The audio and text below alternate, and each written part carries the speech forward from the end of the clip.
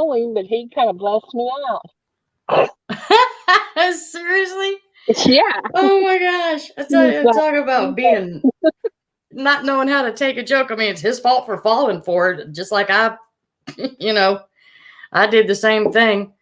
I just went ahead and put us live. Tonight, I'm bored. Friday night chit chat. You want to join? Send me a private message. I'll be more than happy to let some people join. I'd love to hear encounters. And I mean, not a formal interview, just something to BS about, do something on Friday night. So, hey, the more the merrier. It's no big thing. I'm getting more messages here. Okay.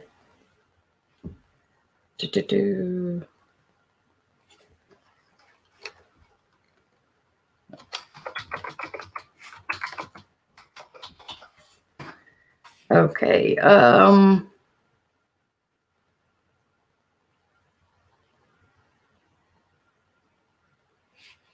Let's see. I'm sorry, y'all. Forgive me. I'm kind of doing this. I got Jennifer in there. She's actually in the car doing some woman in white hunting right now, and she is in a bad service area, but they're about to get better, so we'll get her back in just a minute. And she's a great person. There's a good story of hers I really want to let her talk about, and because she just, yeah. Anyway, I hope everybody is doing good this week. Just it's been a week for me. Y'all say hey. Let me know who's listening. I want to see who's going on. Pat, do you want to come on in the room? I need to send you an invite if you want to. This is just no holds barred, whatever. Let me see. Where are you?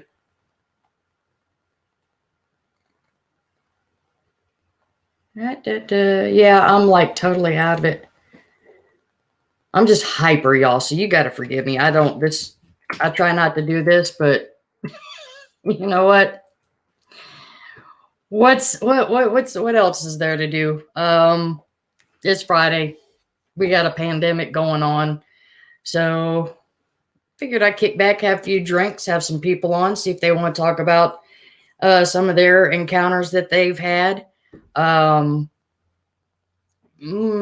closest encounter I had this last week was with an armadillo. Sounded like somebody was trying to break into my bedroom window. And I went outside expecting to pull my 9 on a human being, and it was a armadillo. But still, his digging days are over.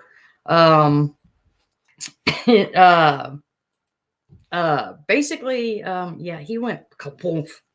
I used one of my air dispensing bullets, which I really didn't want to. So let's see. Okay.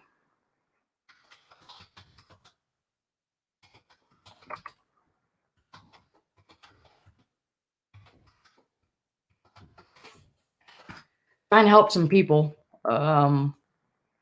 get in there. And we lost Jen. I guess she went into a really bad service area. Okay.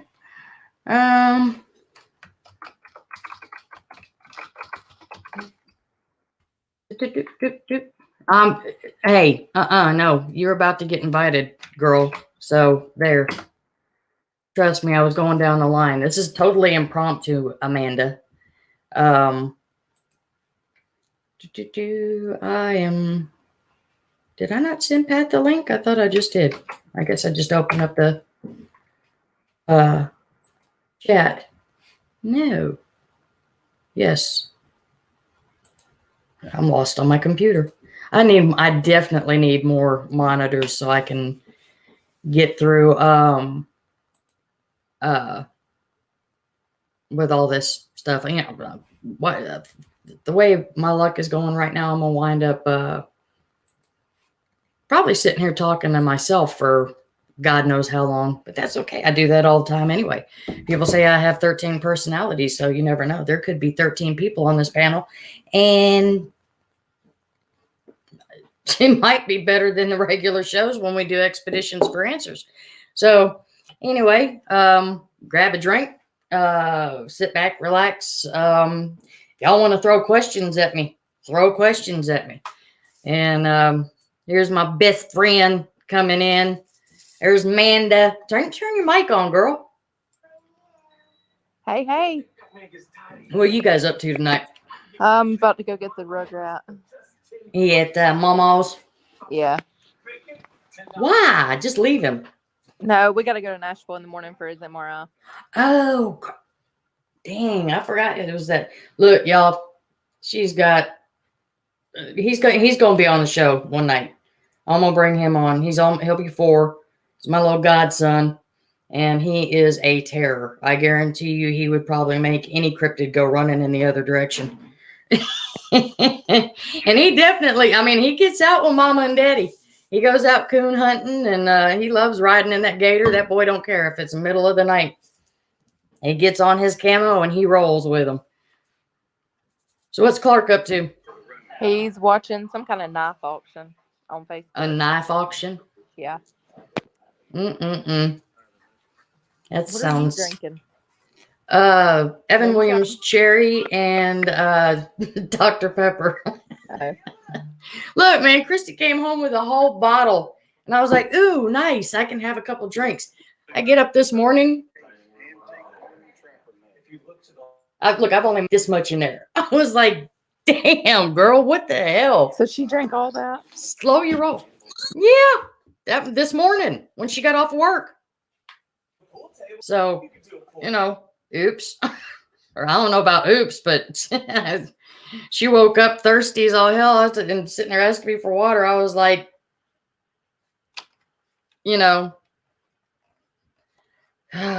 sorry, I'm trying to do this.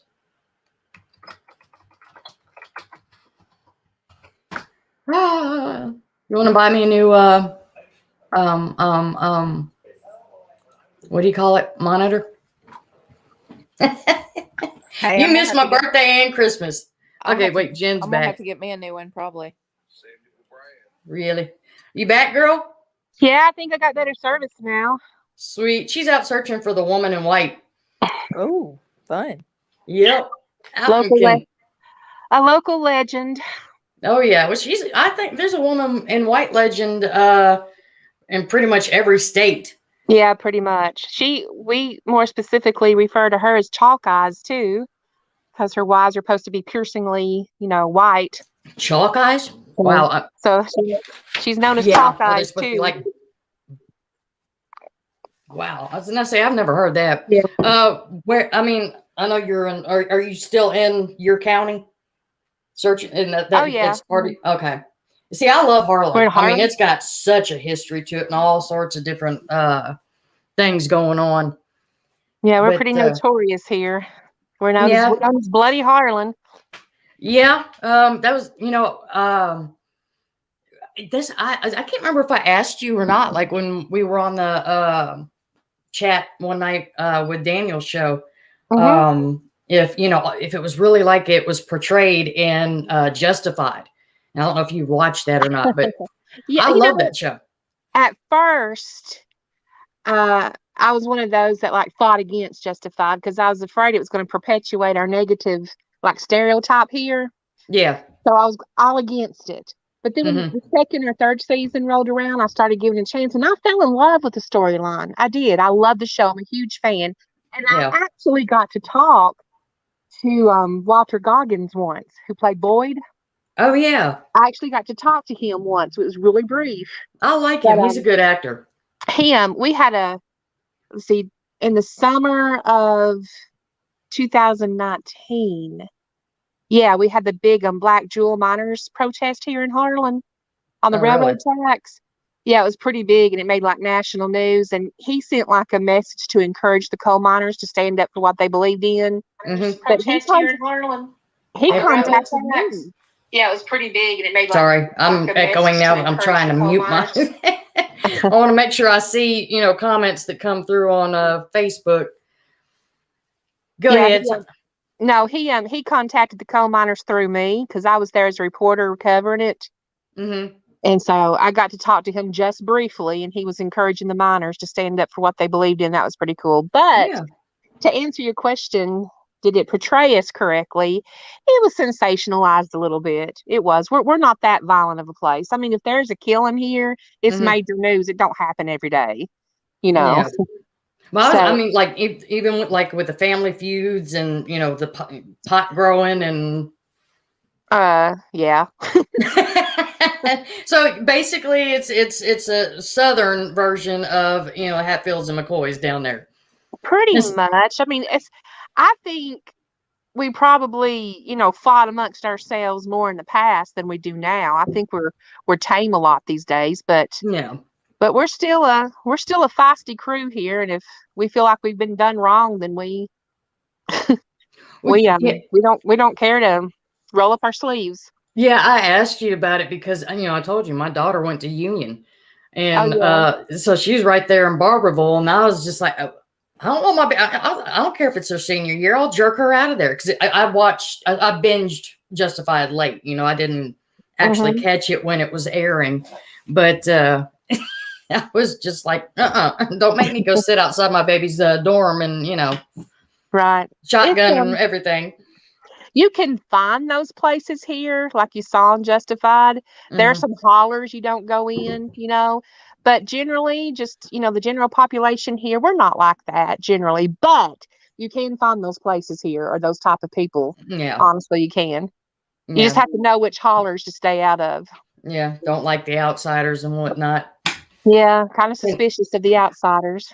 And, you posted something. This is something I've been wanting to talk to you about for a little minute, because you posted something about Expedition Bigfoot. I was pretty upset with them. I was. It piqued my interest, and see, I'd heard about the show, but I'd never seen it. We've just got the basic package for streaming AT&T TV, which was AT&T now, or we used to be Dish, whatever, and they keep changing channels up that we can see and can't see. So I'd never seen it, and people recently on Facebook had kept mentioning it, and when I saw you mention it, I was like, okay, I want to check this out.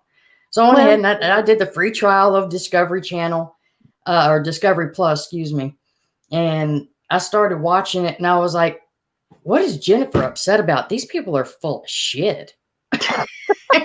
Well, in all honesty, I haven't watched it, and I don't want to, because the people they sought out here, are not the true people that are into the Bigfoot research. They're not. I mean, I don't know how they went about, selecting the people to interview. I know I was contacted by one municipality here in Harlan to help them find people to interview.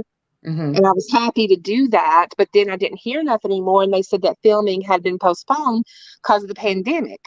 Yeah. But then the next thing I know, they're advertising it. Apparently they spent a whole season here. There's some local people here who I don't want to name.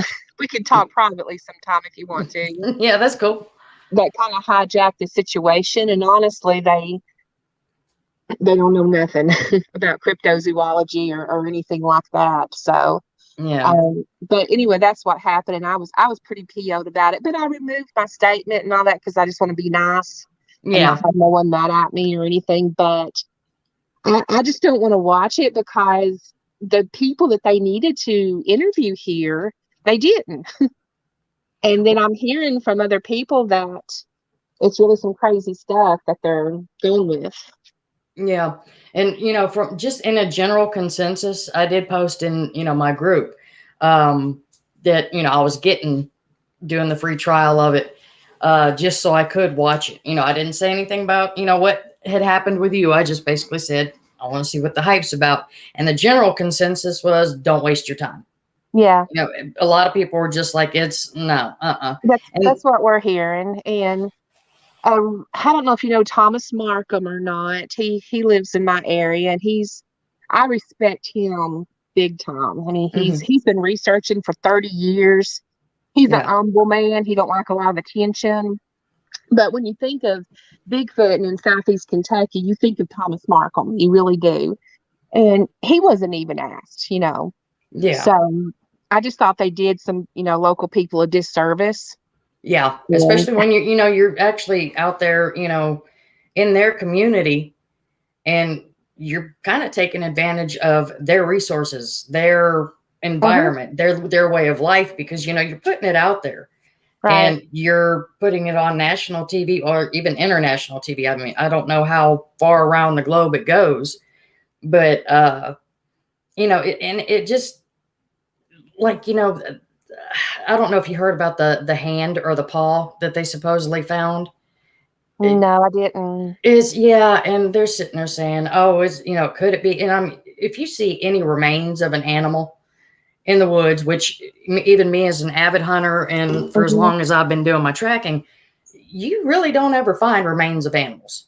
I mean, yeah, you'll find some bones here and there, but like as far as a good set, it's kind of hard. But mhm, somebody did find like this hand, and it honestly, it looks like either a bear or possibly even a wolf paw, mhm, because when they start to dry up and decompose, they do look more like human hands because of the way it sinks on the bone and hmm.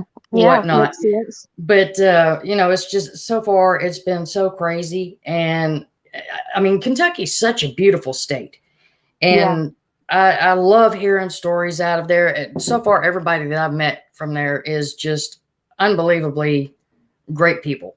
yeah, Real sweet, real nice, down to earth, and it's yeah.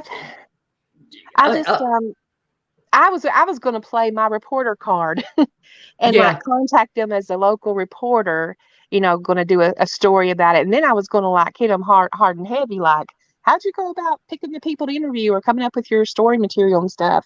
And I yeah, was going to do that. But then I talked myself out of it because I thought I was too close to the situation to do hmm, a fair and biased story about it, So I didn't want nothing said about that. So I just removed myself from that and just let it be. And Thomas saw like the first show, I think, and he said it was laughable. yes, So, it is. Um, there's so many different elements that I could get into that. It's I even said it's probably the best sitcom that they've got out there right now. oh wow, I'm just gonna have to watch it so I can, Is you'll love so it. I can talk about it. Yeah, and I'm not into body shaming anybody, but you've got this primatologist, Mm-hmm. and you're going out Bigfooting. What in God's name do you need Botox for? I mean, Oh yeah. she's on the Joan Rivers level as far as that face, that frozen face. And Hmm. I'm gonna bring Pat Turner into here. Hey Pat, how you doing tonight, buddy? Hey, Ashley. Hey, Jen. What's up? Did you hear him, Jen? Hey, hey, how are you doing? I think we kind of sort of know each other. If from Daniel, I think y'all might Yeah, possibly. There's a few connections through that. I think we know the same people. We've Uh, not been, we've not Pat's been a, officially introduced to each other yet. yeah, he's a great guy. He's a really great guy. And I mean, you've always been so sweet. Whenever we've spoken before, and when I did mention, I've been asking you about areas and whatnot about Kentucky because of my daughter being up there. And see, Right. I haven't gotten to hike and do all that in Kentucky. I've just basically driven through the hills, going to visit her at college. We have to come up. Um, We'll hike together when I that's continue to get better. I've had some that's issues, but yeah, that's a definite. And let me ask you something. This is like also rotating. Pat, you said, I know Pat weighed in on the show. How much ground? And I mean, like, really, where do you go when it comes to when you research? We may lose her. Sometimes she got bad service. Oh, where'd she go? So she's in Kentucky, huh? Or Harlan County, where Bigfoot or Expedition Bigfoot is this season is from. All right, so that's eastern Kentucky, I would imagine. Southeastern, yeah. Yeah. It's right above Knoxville, pretty much. Yeah. Yep. Not far from there. Yeah, I get that. Yeah. I think. Can you hear me? Yeah. There you go. Yeah, we got I've lost. My phone's going crazy. It's okay. It happens. Well, you tell me, what area I cover and stuff. I'm going to tell you a big secret about me. to be, to be a mountain girl, born and raised in the mountains, I'm afraid of heights. Oh, wow. That's the big secret about me that few people know. But it only came in recent years because I was on a mountain road here in Harlan, and it's called Slope Holler. Mm-hmm. And a lot of coal trucks drive it, and it's just in disrepair big time, even though it's a state highway. And there was like a landslide, and I about went off with the landslide about 3,000 feet up. Ooh. So I was kind of traumatized. I was kind of really traumatized over that. And since then, that happened about 6 years ago, I've really had trouble with mountain roads since then. It's something. Damn it. In Harlan. Sorry. About 6 years ago. You still there? Think she lost service again.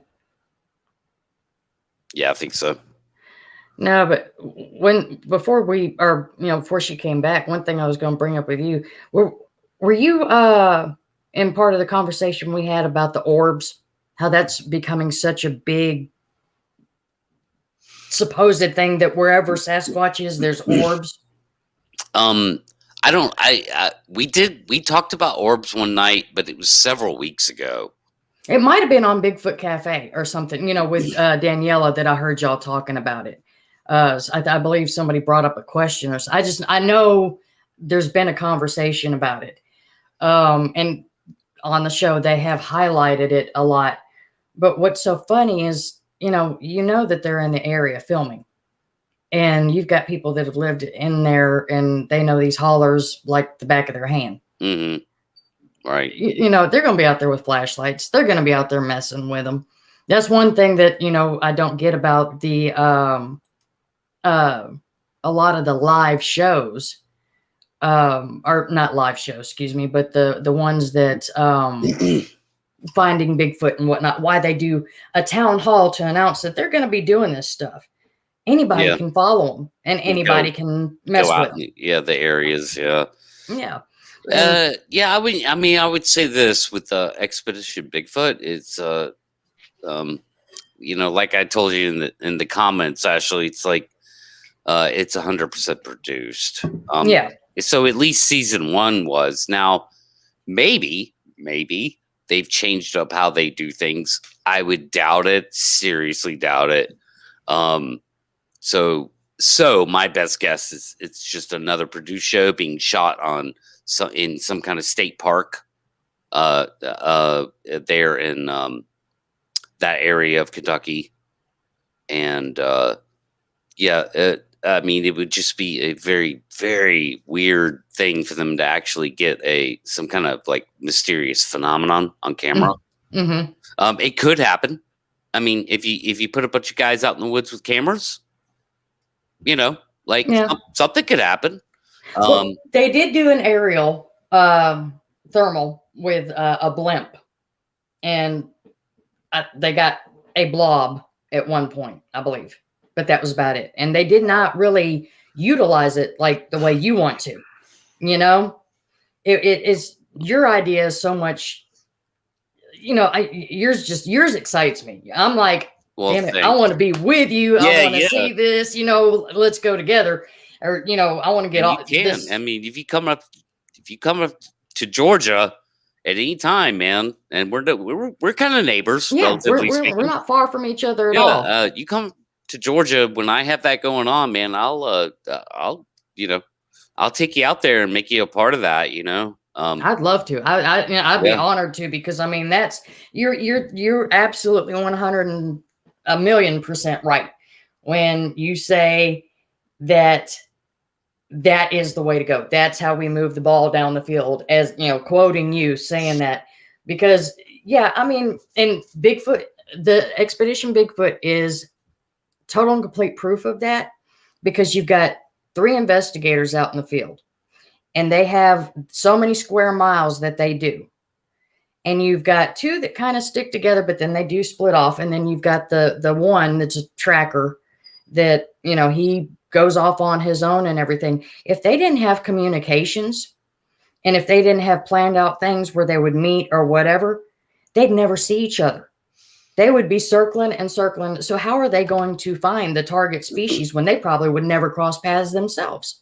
Yeah. So, you know, that the whole aerial thing, I mean, yes, I love getting out and tracking myself. I love just being in the woods and experiencing everything that's going on. But I actually would not mind being, you know, sitting at camp and kicking back by a fire and just watching the screen, and then boom, look what we got here. Right. And yeah, there's a lot to unpack with what you just said. Actually, it's like, the first thing I'll say, I'll take the last thing first, is that sitting in camp is not a thing. So when I do get the thermal capabilities going, it has nothing to do with being in camp for the most part. I'll say. Okay. I'm not going to say that will never, like, that could happen. It could. But the idea is not to go set up camp and then fly your thermal drone around camp and sit there all freaking night, you know. That's not the idea. My whole tactic when it comes to thermal, you know, tactics is I go up on high overlooks in areas where I think they might be. So I'm actually get off the road. Okay. I'm not in a camp. I'm on a road, and these roads are everywhere in the Southeast. You know that, Ashley. Oh yeah. You know, when you get up into the mountains, you have all kinds of cool places to go with overlooks. And I know the area, at least in North Georgia, where people don't go, where there are no trails, there are no roads. And so I could sit there from the overlook and see that, you know, just a mile out, right? Mm-hmm. Yeah. Fly the drone out there and look. Yep. Look there and look here, look over there. Like, so it's not about being in camp. I can go spend a couple of hours just looking around, cover a 6 square mile area. Yeah. And they go home. And then come back the next night, you know, 10 o'clock at night or so. Same thing, do it again. And so I'm in areas where I have a huge position advantage over the territory to look for them, because in those high positions, your connection to the drone is optimal. Mm-hmm. So, I mean, I could literally fly it if I wanted to. I could fly it 10 miles out. But then I probably have to land it somewhere. Yeah, because you've got that limited flight time. Right. Yeah. So it'd be hard to bring it back. So I would never do that. But because I have that capability, that's why I can cover a 6 square mile area. Mm-hmm. And I don't know, about, I'll just say an hour and a half. Yeah. And I mean, the thing is, I can't wait for the drones like yours to come out with that expanded flight time. With a good enough battery where you can, you know, and you could just sit there and really, and especially if you do hit the target species in a group of them or whatever, because you know, it's like you're sitting there saying hours and hours. You got it. Now you got it. That's it. You can camp right on them. There's nothing they could do about it. You're observing them. It will be conclusive, because at the end of the day, the footage can be examined to size and scale, GPS coordinates, and the code, the data that's recorded onto the SD card. You could tell it has not been manipulated in a CGI way. Mm-hmm. So it will be conclusive, very conclusive. Yeah. Yeah, and you know, of course, I watched yours and Gary's show. Jen, can you hear us? You still there, girl? Yeah, I'm here. Okay. I didn't know if you dropped off or nothing. I didn't want to be leaving you out of the conversation. Yeah. I did, and I came back, and then Justin's in the if you want to bring him on, he's kind of interesting. Yeah. Oh, wait. Okay, that's what's wrong. There we go. I had me at full screen, so I wasn't I didn't see who was backstage. I forget and do that sometimes. like I said, this is totally informal tonight. It's just impromptu. Anything goes. Now you're good at it. You got that good speaker's voice. Oh, well, thank you. I hate my voice. I'll give you. Hey, I'll slide that $100 to you in the mail later. Okay. Oh, well, thank you. I appreciate that. I appreciate that. Sure, we could all use it right now. Justin? I could use it. Yes, Justin there? Yeah, I pulled him in. How you doing, Can Justin? you hear me? Yeah, I'm pretty good. How y'all doing? Doing good. Got Pat Turner here. We were just discussing. He's really, instead of putting boots on the ground, he is pushing forward with drones in the sky and thermal. Okay. Yeah, and you need to really check out his him and Gary Spikes Jr. did a special that just aired not too long ago. You can find it on P3 Productions, Poor Boys Paranormal, Squatch Talk. Got how many different channels? You can find it on my group, the Central Alabama group. So, and it's a great mentality. I mean, I got to give it to Pat for his critical and logical thinking when it comes to stuff like this. And I've seen some of, drone footage for, examples that Gary showed me, like, with cattle at 500 feet. And you'd think this is 20 feet above them. And you could tell details and whatnot. And this is even, of course, some canopy coverage with pigs or hogs. And then what else is going through, coyotes running through an open field. And my God, you could pick out their ears, their tails. It's amazing. Yeah. And at one point, in some of that footage that Gary showed me that he had gotten from somebody that had a nautel, you could see a squirrel in the tree. That was actually the most fascinating part because it's in Florida and with a full canopy. Okay. Which is not ideal for thermal, by the way. Yeah. So in Florida with full canopy, and you could see this squirrel just darting around the tree, man. I was like, well, there you go. If you could see a squirrel, you could sure see a 7-8 foot tall, 4 foot wide, 600-pound primate walking around on 2 legs. Oh yeah.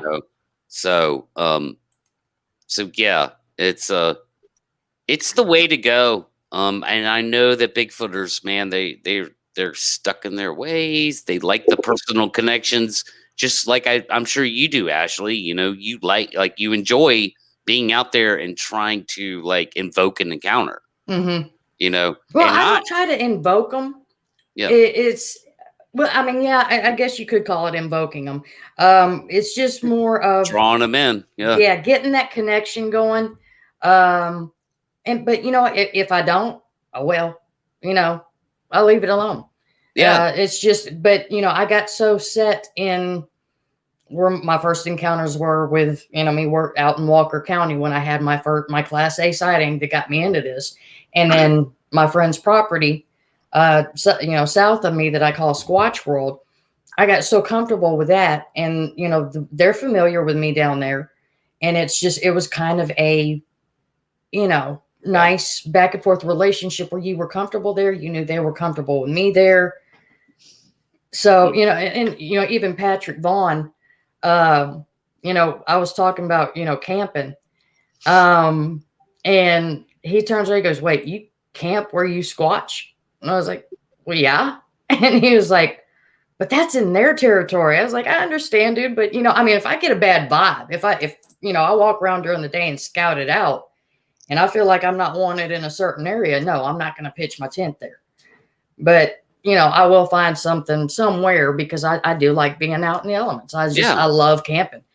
Yeah, and that's great. And I think a lot of people, some of the criticism I've gotten so far, Ashley, has been that I'm trying to take something away from people. Mm-mm.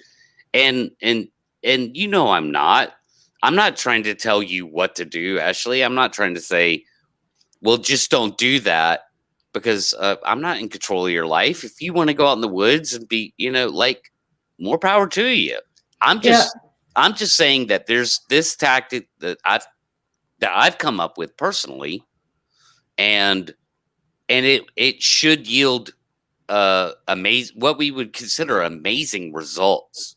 You know, and yeah, that you've never once criticized me for the way I do things, or anybody. I'm not trying to tell anybody what to do. All I'm saying is this tactic exists. In my opinion, it's a way to actually get observations, and I would love for it to be tried in several different parts of the country, and so that there could be, more than just one video or one sighting or one observation. We need 10 observations. We need 100 observations. And of course, I am of the opinion, very clearly, I've said it a million times on air, that, when you're out there with them, they just outclass you. So that they're running circles around you. Yes. So if you're one of those people, you got the camera, you think you're ready to go, get that picture or that video, or you're setting up static thermals, even that are good thermals, like it's all static, and they're always in control. Yeah. And 50 years of doing this tells us that. And, we didn't start looking for Bigfoot 2 years ago. People, thousands and thousands and thousands of people have been going out into the woods to look for Bigfoot. Pretty much, I always cut it off at the Patterson Gimlin film. Yep. And it probably before that, but the Patterson Gimlin film definitely sparked a new, I think the biggest effort of humanity going into the woods looking for Bigfoot. Yeah, it created basically a culture, a certain culture of us. Mm-hmm. Justin, what kind of, do you get out and research? Justin, still there? Yep, I'm here. Okay. I don't get a lot of field research in. I've got some health conditions, and then the places I've lived haven't been very conducive. I do more what I call archival research. Okay. I've been reading. Go ahead. I've been reading reports for over 20 years, mining databases from all around the country, and just learning as much as I could, and essentially creating a profile of different behaviors and different traits that I find in common, and then just kind of building off of that and just using that knowledge to analyze more reports. I am active with several groups, and so they'll bring me their encounters and their reports, and then we'll discuss them, and I'll kind of point out details, and I'll find familiarities, and we'll discuss it that way, and kind of research it from that perspective. Yes, and see, that was actually something I was going to bring up, with Pat. Your idea, it's like you said, you're not criticizing the way other people do it, but you're also bringing to people that are disabled. And when I say disabled, I'm talking have, like legs that have been broken to the point where they can no longer hike. Sure. I pay for hiking. When I go out, it takes me a couple days to recover. I am hurting so bad, and just, and I try my best not to carry a heavy pack, but you're basically, you're bringing that kind of research where they can still get out and do it. They're out in nature, but they don't have to put that strain on their body. If they do have an injury or a disability or health issues that. Absolutely. Yeah. It's an expensive piece of equipment. Yeah. It's $10,000 gets you into the game of actual capabilities. Yeah. About 10 grand. And that's because of the camera. So what we're talking about here is a really professional, high grade thermal camera. It's the drone only costs about $1,000. It's the camera that costs all the money. So yeah. Jen, what were you going to say? Oh, we lose her again? I don't know. She started to say something, and I accidentally said something. It's okay. She's spotty. Yeah, that's okay. I think she's having some real signal issues. Yeah, that's what she told me earlier. So, Justin, does that sound like, would that be something? And of course, we're just throw finances off the table, but in your opinion, would that be something that would really be in your category? You know, like if you say, you know, I've got health issues where I can't get out in the woods, so if I could get my hands on a drone and go look like this, would I do it? Well, sure. I mean, let me clarify. I mean, I still get out into the woods. I just don't do what I like to do. I can't dedicate going out for a weekend. You know, I still get out there and I still hike and do that kind of thing. And I am working on finding some active research sites where I'm at now. I live in Gatlinburg, Tennessee now. Okay. And I am connecting with some of the locals to find some active sites. It's just not something I have been able to do up until this point. But I am working on to be getting out into the field and kind of gathering my own knowledge and experience other than just reading the reports. But the idea of some high quality drone footage, I mean, that's fascinating to me. I have seen, you know, thermals over the years and they've been, you know, they've been moderately interesting, but you can't really see anything clearly on them. Right. Right. And so the idea that, especially aerial, I mean, aerial drone and aerial thermals have come such a long way. It's definitely time to try and use that technology to get it. Because I know they've tried in the past and it just wasn't useful. All you got was a heat target, you know, and you can't tell what it was. So to have that kind of clarity, I mean, really brings a whole new element to the table. And just being able to see those videos and analyze those videos for people like me, be able to put that in with things that we've heard and fit into the behaviors and different things. I think it'll open up a whole new area for people, you know, a whole new area of research. One of the big things that I push personally with all my groups and other research partners is we need to have a multi-pronged approach, right? Not one person, one method, one style is going to bring the answers we're looking for, right? It's going to take a piece of the puzzle from everybody out there doing every different type of research to really get a full picture of what's going on with, you know, with the target species we're looking at. Yeah, and just so you know, Justin, like a lot of the thermal that's come out of the Bigfoot world so far has been from the ground. And right. Yeah. And I'll say this, I hope I don't offend anybody, but it's with cheap thermal. And even though it's FLIR, and a lot of people will say, well, FLIR is not cheap. Like, it's not cheap to go out and buy an $800 FLIR monocular, you know? And I would agree with that. Like, that would be cheap for me either. But what you get is a cheaper version of what thermal capabilities actually are. So that's why I said earlier, you know, it's the camera on the drone that costs $9,000. So we're not talking about cheap FLIR. Right. Which, I mean, cheap doesn't describe the price. It's on a relative scale. It's what you get. Yeah. So, and what you get with the cheap FLIR is you get this kind of what people call Casper the Ghost looking. Yeah. So there's no detail. It's just kind of like, you know, you could tell it's there. It's moving around. Maybe it's big. Maybe you could tell. But in the end of the day, it's always inconclusive because that could be a person. So I don't really know. With the kind of thermal technology I'm talking about, it would be absolutely conclusive. The detail would be hundreds of times better than that cheaper FLIR Casper the Ghost white hot kind of thing.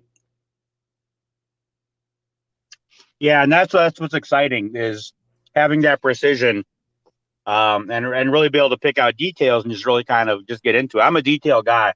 I love details. Good. So that's the exciting part for me to hear that kind of technology is finally going to be put to use. Yeah. And I always tell people, I'm like, man, the only way to hoax it is you'd have to find somebody the size of Andre the Giant, like literally, like that freaking big, man. And that guy was Squatch proportions, you know. Albeit like smaller Squatch proportions, but still Squatch proportions. He was a big dude. How tall was he? I can't remember. He was almost 8 feet tall. Yeah, I was gonna say 7'9", I think. Yeah, I was gonna say 7'9", so I think we're probably right. Yeah. And he was so big, like his hands were so big, they were this big. Like, oh yeah, my hands are dirty, but like yeah. He'd make Shaq look small. Even. Oh, I mean, I know their height. You know, I can't remember how tall Shaq is, but I mean, but even then, he'd make Shaq look, you know, like Kevin Hart looks like to Shaq sometimes. You know, if you think about it. No, he was a big dude, and there's plenty of stuff out there that people can go look at. Obviously, of Andre, how big he was, but you would have to find somebody of those proportions and have them walk around in the woods naked with like hair glued all over their body or something. Mm-hmm. Like they would have to be naked and with no shoes. And you're talking winter time, even in the South, actually. Oh yeah, it could easily be freezing or around that area. And this week, for example. Yeah, right now. Yeah, right now. It's like I took advantage of last Saturday because I think that was the last really good warm day. Okay, we got Jen back. I think that was really the last good warm day to go out walking and, you know, doing some hiking. And I regretted it because the next day the temperature dropped. And not only was I sore from the hike, but it just, my allergies and my sinuses started going crazy. You know, between Alabama and Georgia, is you know, it's like they say, Mother Nature throws out our temperatures like Powerball numbers. Yeah. You know, you go 20, 50, 45, 70, 20. Yeah. But my only point is, I mean, even if it was 55 degrees outside at night, who the hell would want to go walking around naked, pretending to be a Sasquatch? Oh, and by the way, the size of Andre the Giant, there's so many variables that have to come together, and them not die of hypothermia doing it. Like it's literally impossible to hoax. I mean, I guess you could hoax a like 30-second clip of it or whatever. Have you ever and I, you know, to be honest with you, I don't know why this never occurred to me. Have you ever seen thermal footage with somebody in a ghillie suit? Oh yeah, it's easy. So any type of clothing, and so I'll say a ghillie suit is a type of clothing. Yeah, it's a garment, right? So you can tell the shade. Oh, you could easily tell. Yeah, okay. Easily tell. So the thermal doesn't lie. It doesn't lie. It will show you clothing. It will show you. It'll show you nakedness. It'll show you even minimal clothing. You know, so like if you were wearing some very thin garment or something, like the thermal could just see right through it. Yeah. And then see your underwear and stuff below. Like it's really like you could almost like see through people's clothes. It's that good. Yeah. Like with the did you hear about the guy in Montana? I believe it was Montana that got killed trying to pull off a hoax in a ghillie suit. Yeah. Mm-hmm. Got nailed. I mean, not once, but twice by two different cars because he was trying to hoax them and jump up on side, freak somebody out. They swerved, nailed him. He bounced off that car and right into the next one. And you're sitting there going, okay, is it really worth that to get that much of a laugh or that much attention? Of course not. You should never ever do that to anybody. Like, and that's ridiculous. That's what scares me about, I mean, not only, you know, even if he wouldn't have gotten hurt, what if he would have caused those cars to flip and killed, you know, everybody inside? And, you know, if there were kids inside and whatnot, you know, how could you live with yourself? But, you know, and that's one thing that worries me about that whole Oklahoma bill. I mean, there's. You don't have to be worried about that. That's never going to pass. I hope it doesn't. Never going to pass. Because of the simple fact that, yes, we are going to have people that do get hurt, you know, hoaxes. Okay, yeah, with the Oklahoma bill, and there's a question here I want to address as well, but with the Oklahoma bill, like, that's not going to pass. And even if it did, the guy admitted it was for tourism purposes. So yeah, he doesn't even believe. So, I mean, it doesn't, you never want to encourage people that don't know anything about the Bigfoot phenomenon to all of a sudden flood the woods with guns or traps, which is the whole thing with the Oklahoma bill, was to trap one, not kill one. You don't want to encourage that, you know. Yeah, this is Roy Stubblefield, a new friend of mine on here. What's up, buddy? He's a pretty bright guy. Just want, like I Hi, said, everybody. tonight's Sorry, I'm anything late. goes. What's No, up, you're bud? good. You're good, brother. It's anything goes. We're just talking about whatever. Roy, we've been talking about Pat here.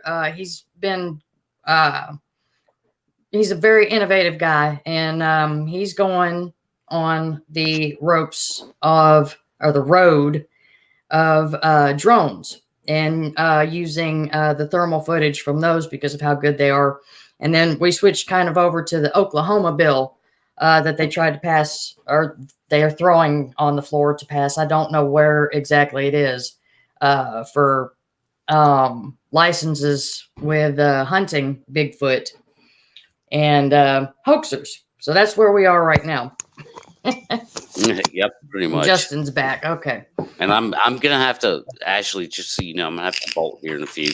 That's not a problem. I got another show to fire up. Okay. But It's Friday night, I mean, that's, I there's a question I want to address real quick in the chat before you guys take over and continue on. If you could bring it up, Pat. Pat, do you post your drone results anywhere? yeah, that's And so I don't. I do not currently have the $10,000 platform to work with. That's not in my hands. I wish it was. I'm just kind of throwing this stuff out there ahead of time, to get people interested in it. In hopes that other people in certain parts of the country where it would be feasible to do so would also get interested and maybe could do it too. Because again, I want like confirmation from north, south, east, west. Yeah, you're putting your blueprint out there. You've got your plan, And going. that's what it is. It's kind of the whole thing is my pitch of why it should be done. And I probably will not get my hands on this technology before the season ends, which you can only do it when the canopy is down. So when the canopy's down, it's viable. But in summertime, in most of these areas, it's not because you can't see through the canopy. So I just wanted to throw that out there that I'm not currently flying thermal drones, getting footage. If I was, you'd know about it. I'd be talking about it. I'd be like, hey, I got this great footage, blah, blah, blah. Right. Yeah. So yeah, just to answer that question, I do fly drones. I'm a professional aerial videographer. Yes. But as far as using the thermal to find a Bigfoot, that's not in my hands yet. And I have until next fall to get my hands on that technology, and I'm going to do everything I can to do it. Okay. Heck yeah. Well, I appreciate you stopping by, bud. Always a pleasure to talk to you. And love your input. And thanks, Ashley. Enjoy your next show. Are you doing an interview? What is? I can't remember. I can never keep up with all our podcasts. What do you got going tonight? I got a Squash Talk episode going tonight. Okay. So Okay. A small panel and general discussion, kind of like you got here. But thank you for inviting me tonight. I was just hanging out, and I typed in chat, and then all of a sudden I got an invite. Here I am. So. Yeah. Once we're done here, I'll jump over there and see what you guys are talking about. So 'cause I love your panels. You know that. As a matter of fact, I've got Leon. We're talking about him being my next week's guest on Expeditions for Answers. So yeah, that'll be fun. Yeah, Leon's always great. Yeah, great guy. All right, Pat. Great. Have a good night. Yeah, nice to meet y'all. We still got Justin. Very nice to meet you, Pat. Yeah, Justin. Yep. Oh, we lost Roy again. What got you? When it comes to the target species, I'm trying not to do formal interviews. Right. Like I said, right now it's just, it's just talking. We're just BSing, kind of having a Friday night sit down chit chat. And what, excuse me, if you don't mind, what part of the country are you in? I'm in Gatlinburg, Tennessee, the heart of the Smoky Mountains. That's right. You did say that. I'm sorry. No, I love going to Tennessee. Have not been squatching out that area or that direction.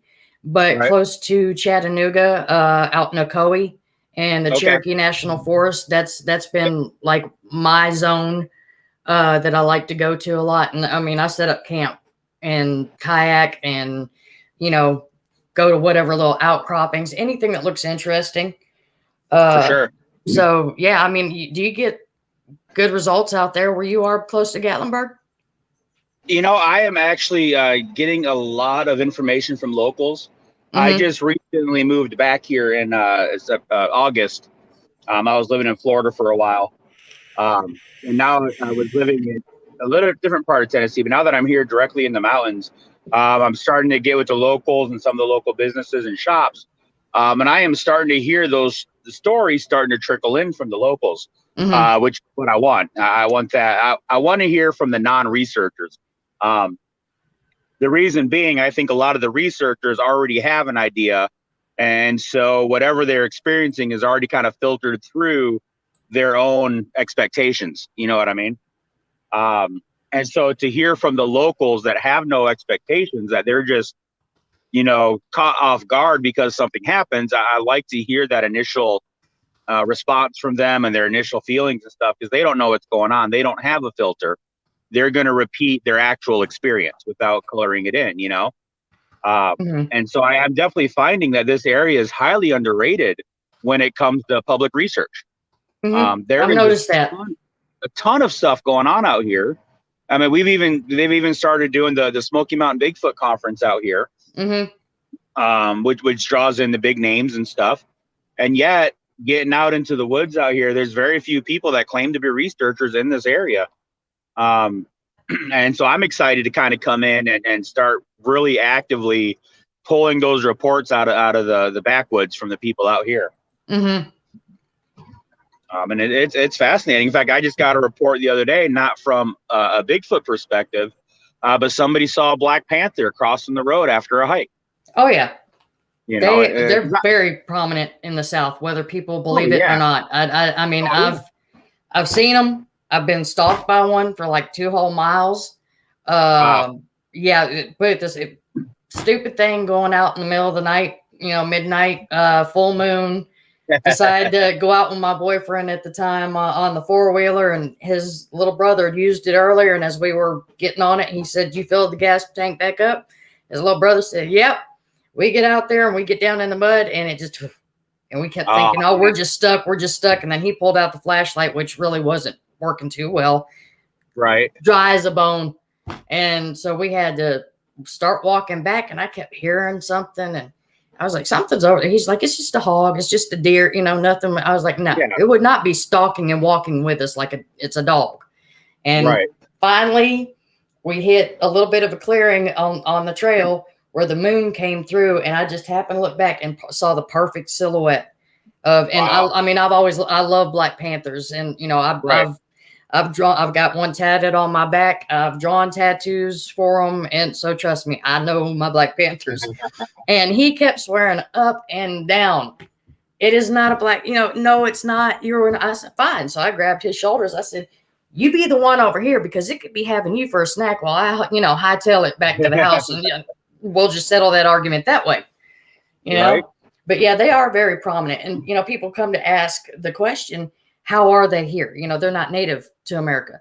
Well, you have certain states that have where you can, the permits that you can own exotic animals. And among those exotic animals are large cats.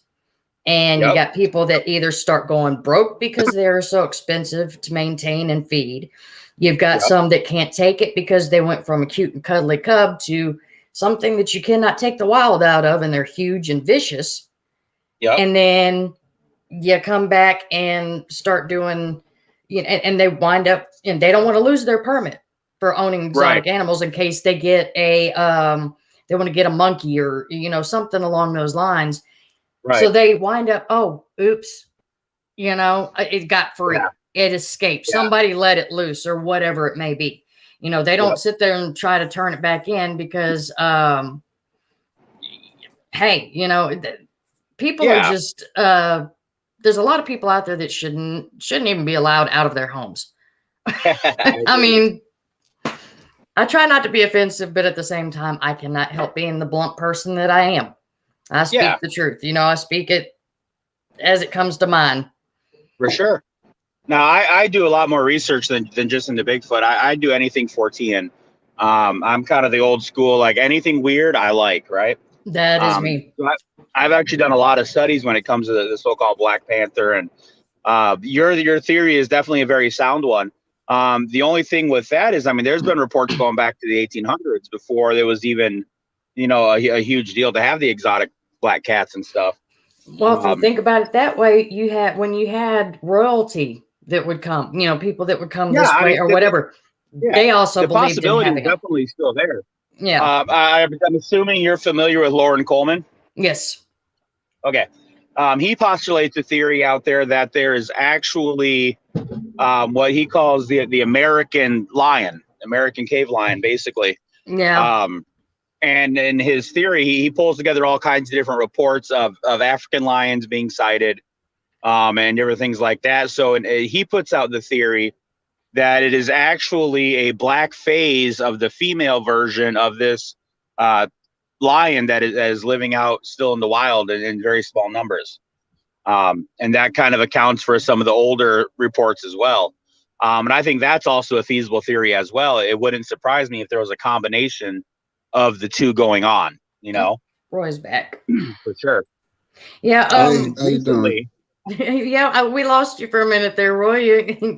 I was having trouble. I was having trouble hearing you, and then I was in here tinkering, and it kicked me off. So I had to basically re-download the StreamYard app. So no worries. Hey, I think I got cool. it right. It's cool. We're just doing whatever, like I said tonight. So you know, if we I've had people bouncing in and out of the room. It's no. Well, there he goes again. So we got a Facebook user there. Yeah, Florida Panthers are definitely real. Yes. I've seen Florida Panthers myself. Mm-hmm. I've seen Panthers up in Upper Michigan. What we're discussing specifically is the black version of a panther, not necessarily the American panther or a mountain lion or puma or whatever your vernacular is. We're speaking specifically to the melanistic, the black version, which according to science and their DNA studies, there is no black phase of the American mountain lion. And so that's where the mystery comes in, is what are these creatures? The only known big cats that do the melanistic phase are either the jaguar from Central South America or the leopard, you know, from Asia and India and those areas. Those are the only two large cats that are known to have a black phase. So that's where the mystery part comes in as to why are we seeing them now, and also why has there been historical reports of seeing them here in the continental U.S. And not just in the South, where the jaguar range would, you know, used to be up in Arizona and you know, Texas and those areas. I mean, we're talking East Coast, we're talking Pennsylvania. Again, I'm here in Tennessee, and I just got a report 2 weeks ago of one. So that's where the mystery lies in for people like us that are into all the weird stuff. Yeah, and you know, I lived in Florida for a while, and you know, like I said, kayaking is one of my passions. That's one thing I love going out and doing. And I saw one time. I mean, because you know, their population is declining because of certain, you know, because of people shooting them and whatnot. But you know, I mean, it was just, I was in awe. You know, I was kayaking down the Loxahatchee River, and even though it's still in much of it's rather populated around there, you still do have, you know, your swamp areas and whatnot. And I mean, it was up on one of the banks, just kind of chilling, and I was like, golly, that thing is gorgeous. You know, it was just like, I was in awe. I never expected to see one. I mean, gators, they were there by the plenty. Hogs, they were there by, you know, all sorts of different things. And just, you know, it's amazing the things that you do get to see when you, I don't know if we're going to get Roy back. He sent me a picture that says something wrong, but we'll have to work that out with him, because I do want to talk to him. You know, I've got him wanting to do an interview with him later, but, you know, and not only that, and a friend of mine from upstate New York in the Adirondacks sent me a picture just the other day that his brother caught on a trail cam of a mountain lion. And I got a buddy up that same way, and he sent me one a while back too. Yeah, and well, this was just, I think this week he said that he caught it, and this one had that deep brown, almost blackish color to it. You know, you could still see the lighter brown up front and towards the face, but as it got further down the body, you know, it's like it kind of shaded in. And I mean, it was a beautiful creature, but good Lord, that thing, there was no way that was less than 200-pound animal. No way. Oh no, they're massive when you get further north. Absolutely. And but see, according to the forestry department, there are none in the Adirondacks. There's none up there. Just like they say there's no wolves in certain places. Yes, there are. Well, I know the first wild one I ever saw was in Upper Michigan, Upper Peninsula, way up in the heart there of the UP. It's where my dad was born and raised, and I spent many years up there as well. My dad and I were out looking for a new trout stream way up in the heart of Dickinson County, I think it was. And we had stopped. We just gotten back into the car from scouting out this trout stream, and we were sharing a soda and a snack. And right alongside my window, like 2 feet away from me, comes this mountain lion, just a beautiful, beautiful adult male in its prime, and walked out about 10, 15 yards in front of us and crossed the dirt road in front of us and just sauntered off into the woods. And me and my dad were just sitting there like, wow, did we really just see that? Like literally we had been in the car for like 2 minutes and this thing just came sauntering by. And he was massive. I mean, we could see him over his back over the top of the car and over the, the hood from where we were sitting. Oh yeah. And he was just beautiful. I was, I don't know, 13, 14 when I saw that with my dad. And then the one I saw in Florida, used to do a paper route. I drove about 80 miles a night on my paper route, and it was, off the Gulf Coast. So the area was really populated, but this was like in a subdivision area, and it was backed up by the state park. And so there was still a lot of wildland back there. Mm-hmm. Saw a lot of hogs every time I was out and stuff, and just driving down the road, going about 20 miles an hour, doing my route. Had one jump the ditch and run across the road and dump the ditch and back up into the brush. Yeah. And it was amazing, absolutely amazing. And, interesting enough, like as you just got into the car and here it comes. And I guarantee you that thing is, and I always make the joke, when it comes to the largest sounds you hear in the forest, it's the mice, it's the birds, it's the squirrels, it's the little ones. Dang squirrels, yeah. When you get to the bigger animals, the bears, the cats, the Sasquatch, whatever you believe, is out there, they are so stealthy. They know, I mean, it's unreal. You don't hear them until they're right on you. And that's why so many, you hear about bikers on trails that get attacked by, the cougars and the mountain lions because they're perfect ambush animals. They know how to sneak around and follow you, and they know, oh, wait, that trail bends around this way, so I'm going to shortcut this way. I'll sneak up in that tree, and then I'm going to pounce. So, they have to know that, otherwise they wouldn't survive. I mean, that's it's what they have to do. Very intelligent animals. It's not just about instinct. I mean, they have a thought process that, it may, some people sit there and say, no, they're just cats. They do what they do to survive. No, they're just, and like I'm a wolf expert.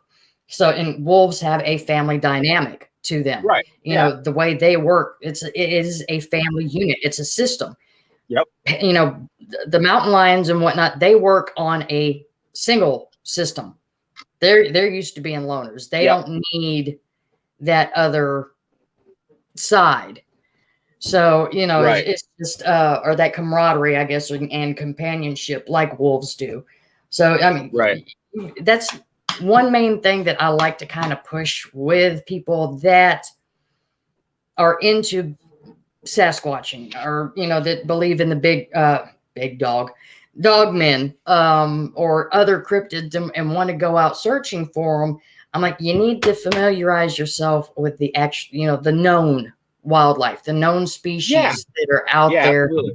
Because number one, if you see a track, you need to be able to identify that track as one and need to be able to identify how fresh, because you need to know if you're about to walk into this one. And always keep your head on a swivel. You know, so many different aspects to it. So yeah, it's a perfect example. When I was living up here in Tennessee before, I was a couple hours away from here, but we were still up in the mountain country. And I was sitting on my deck one night because I always enjoyed sitting out on the deck and listening to the night sounds. And all of a sudden, I started hearing this really loud call, and it sounded like it was right next to my house, and I couldn't figure out what it was at all. And I'm pretty good when it comes to knowing my night critters, you know. I just couldn't figure it out. And so I got a hold of one of my researcher buddies who's from the area. And I got recordings and I played them for him. And he's like, you know what, man? He's like, I think that's just a toad. I'm like, what are you talking about? It's like so freaking loud, dude. Like, how can it be this? And so we did some research, and sure enough, it was like the Southern American toad or something like that. The male mating call. Yeah. You know? Well, that's like, it was so incredibly loud, and it was across the road. I'm thinking this has to be something of size, and it wasn't. Yeah, man, it was just that simple of reaching out to somebody, you know. Yeah, and when we go back, you know, going back to Florida, what about the boofos? Oh my gosh, I hated listening to those things. Oh yeah, but you knew what they were, you know. But yeah, same thing. Well, I'll tell you, for the longest time, like, you know, before I'd actually had my Class A sighting, I found a footprint, and it's like ever since I was a kid, I've been interested in anything odd, like you said, you know, cryptids, urban legends, supernatural, paranormal, whatever it was. If it was spooky or out there, I loved it. I was into it. And you know, here I am as an adult, never seen anything. I've spent my life in the woods, never had an encounter, at least that I know of. You know, I could have had them all around me at any given time, and just, you know, even though I'm good with situational awareness, but I guess when it comes to them, they're, you know, they're on a level all on their own. And, you know, you get down to the grassroots of it, and it's just so amazing the way, I mean, I'm trying to find the words for it, because you start having these other experiences, you know. It's like you get that one little lead. I found a track, but I wasn't sure it was. I mean, I took a picture of it. I put my foot next to it. It was working at a juvenile. I was a corrections officer at a juvenile boot camp. And I had a rather big boy that was an inmate there. He was about 6'2", 250 pounds. And I was like, dude, come here. And, you know, I was like, see if you can step next to that and make an imprint. He didn't even move a pebble, nothing. And I told him, I said, stand on one foot. And he's doing it. And I said, start jumping up and down. Nothing. So I was just like, wow, you know, that's something really heavy had to, and it was a good shape, you know, really convincing. But of course, at that time, I was not a knower. I was I was open-minded, I guess you could say. And then you get down to it, and things just kept progressing as far as events and what was happening. And I caught these weird sounds on my camera one night. And the more I started, I could have sworn, because it was like this, it wasn't a frog, and it wasn't like a weird fox call, or, you know, there was no animal that I could associate it with. And then I really, really started getting into things. And, you know, before I don't post a lot of my evidence, strictly because it's for me. And until I get that Patterson Gimlin, you know, kind of, you know, quality, it's not going anywhere. And even if I do find that stuff, like, you know, I've said I could sit down and have coffee and, you know, an interview with a Bigfoot, and I'll show you all the pictures in the world, but you'll never know the location of it. Yeah, exactly. Yeah. You know, I don't want people going in and doing crazy things, but, you know, this, sound it kept really just bugging me. And I went through, a lot of the, you know, Alabama birds, and, you know, specifically looking for those that chirped at night, because I worked third shift. And I did find one. It's a nightingale black heron. Okay. And they're very similar, not exact, but very similar, but they're so similar to the point where, yeah, I'm going to debunk that as not being what the target species. And it is probably one of those, even though there wasn't a whole lot of water. And I know they like to be around water. There, we did have water sources, but it wasn't like around a lake where you typically do see any kind of heron. Right. But, that's just, the mentality that I have with it when you got people throwing blob squatches and these bad pixelated pictures and these blurry, shaky, videos. And I don't try to knock people because I love their enthusiasm. But, one thing that we've all been talking about lately is, we got to go back to square one. We got to get real serious about the whole way that we investigate the ideals. Okay, throw the wormhole and the other dimension and the alien stuff out the window for right now, because people already think we're crazy enough. Right. So, we need to bring it down to earth and just start from that basic archaeological, then anthropological, and, go that direction, because none of us know anything. We've experienced, I know we call ourselves believers and knowers as far as those of us that have had Class A sightings, but you've got people that have been doing this, like you said, 20 to 40 years, and they've never once had a Class A sighting. Yeah. See, and that's me. I've never had I consider myself a knower, but I study empirical data. I study reports, and, for me, there's just too much evidence out there for it not to exist. Right. So I classify as believers, knowers, and experiencers, where I'm not an experiencer, but I consider myself a knower. Do I know what it is? No, I would never claim that. But I do know that there is something there, for sure. And there's just too much in the way of evidence. Now, people always want to talk about proof. Well, in reality, a preponderance of evidence is proof. But do we have, the so-called smoking gun or anything? No, we don't have that, so to speak. But in reading all the reports, and then you look up the experts in their fields like Dr. Meldrum, or go back a little further to Jimmy Chilcutt with his fingerprint analysis of the dermal ridges and his expertise, and just looking at all these people, experts in their field, that have said, look, this is something real out here. There has to be something. There's no doubt about it for me. Whether I've actually seen anything or not, to me, is inconclusive. Just because there is so much evidence out there, Yeah, that's understandable, because, and of course, you've got your solid evidence that is honest, that people stumble across, or, that would never try to hoax you. They're honest people, good, honest people that are really interested in this. And like I said, for a lot of us, this is a passion. It's not just a hobby. We are passionate about what we do. We're not in it for the money, because there is no money to be made from it. Right.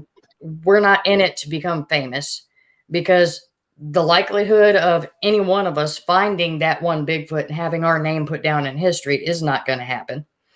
Exactly. I don't believe in the fact that, the only way we're going to prove it is with a body. No, I'm absolutely positively no kill. I would never in my life think about shooting one. And I don't promote it. I started watching a show the other night, and when I realized that their whole idea was to go out and hunt it, and I was just like, oh, I turned it off. I'm not even going to give that the time of day. But yeah. Well, I mean, so when I look at that, I agree. I don't think we need to be out hunting these guys, for sure. I don't think we need to go out with the intention to produce a body.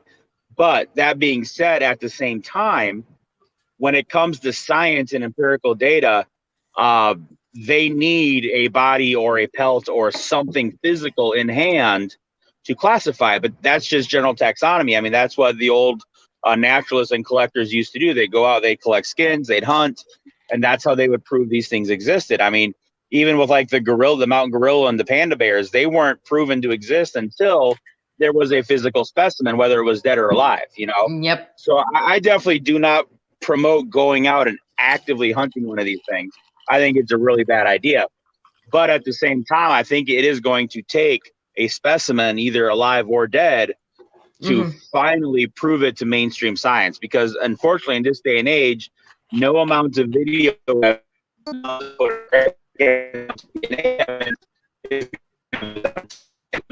just, You're getting garbled there, brother. Can you hear me? Can you hear me? Yeah, you're getting a little garbled there.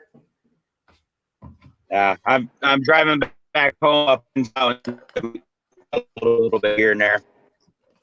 Okay, that's a little bit better. No, like you brought up Jeff Meldrum, and yeah, I love the fact that that man.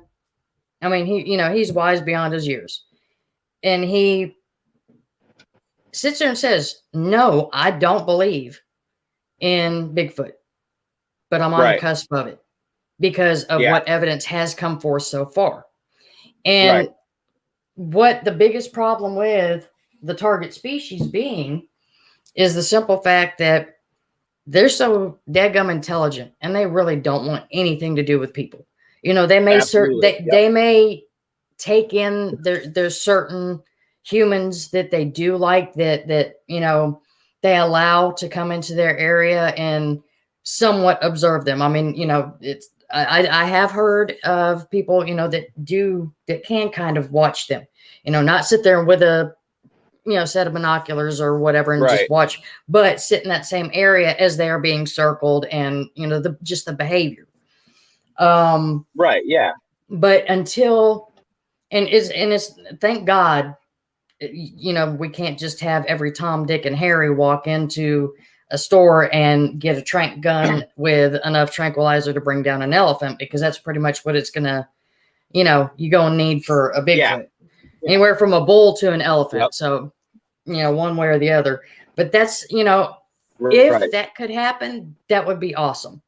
If we could have somebody that just happened to be in forestry or, a licensed person to be able to carry that and came across one and could trank it, which in a way is also kind of dangerous because, we've got the theory that where there's one, there's more. So yeah, I mean, generally that's going to be the case unless you have, like a rogue male or something. Exactly. But yeah, I mean, that's what I'm saying. I would never encourage anybody to actually go even with a tranquilizer because, there's chances are there's going to be 3 or 4 or 5 in that immediate area. Yeah. So you're going to be hurting real That's bad. why I'm saying it would be the dream, though, if you could get that one, like, how they do bear, other wildlife. Oh, yeah.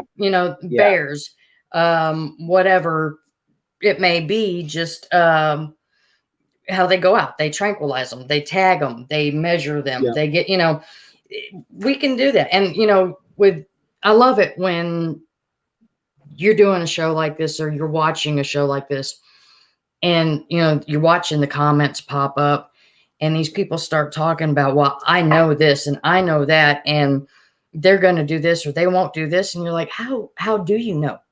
You can't know this until we can study them like we can other wildlife. Right. No, I don't want one caught and put in a cage and put in a zoo or a lab somewhere. But if you could get it, like I said, and of course it would never wear a tag. They're too smart for that. They pull that thing off in a heartbeat. But, just to at least say, look, here it is. And of course, you have the theory out there that there is one in captivity with the U.S. government, the one that was rescued from the fire out in, was it Utah or Nevada? I think it was Utah. That they, I've heard so many variations, it's hard to even say. I think the last time I heard that story, it was in Utah, and it was not too long ago. It was like, just I guess within the last, might have been 2012 or something like that. I know it was like 200,000 acres burned. Yeah, and I remember that one circulating. Yeah, the firefighters were tending to this particular furry beast that had ape and man-like features, and then the government swooped in and took it away. And I'm like, I've heard that same version, relating to Mount St. Helens and to California fires. You know what I mean? Like that same basic story has circulated around for, decades. Yeah. So it's kind of hard to go, yeah, that's true or not true. But at the same time, I believe there's a basis in fact for that. And it wouldn't surprise me at all if at some point or more than one occasion that has happened. Yeah. But I'm not saying that other animals are dumb, because, No, they've got there's instinct and they have their way of life. And yes, they're very smart. If you just look at certain ways that animals do things. But when it comes to the target species and a fire light, goes out, I wonder if these stories are true about them getting caught and getting burned. right. Is it because they went back in to help other animals get out? Is it because they went back for a young one, but there's no young one around when they find, you don't hear that part of the aspect of the story. Right, because right. as quick as Bigfoot is and as smart as they are, you would think that they would be the first, species that would get out of the area that's burning and get as far away from it as possible, because they know. Well, I mean, yes and no, but at the same time, I mean, wildfires are unpredictable, and it is feasible that they're going to get caught off guard, or they're going one direction, all of a sudden there's a wind shift, or that's just the nature of fires, and to begin with. So while I would assume the majority of them were able to get out and get away, there are going to be those instances where one is caught off guard, or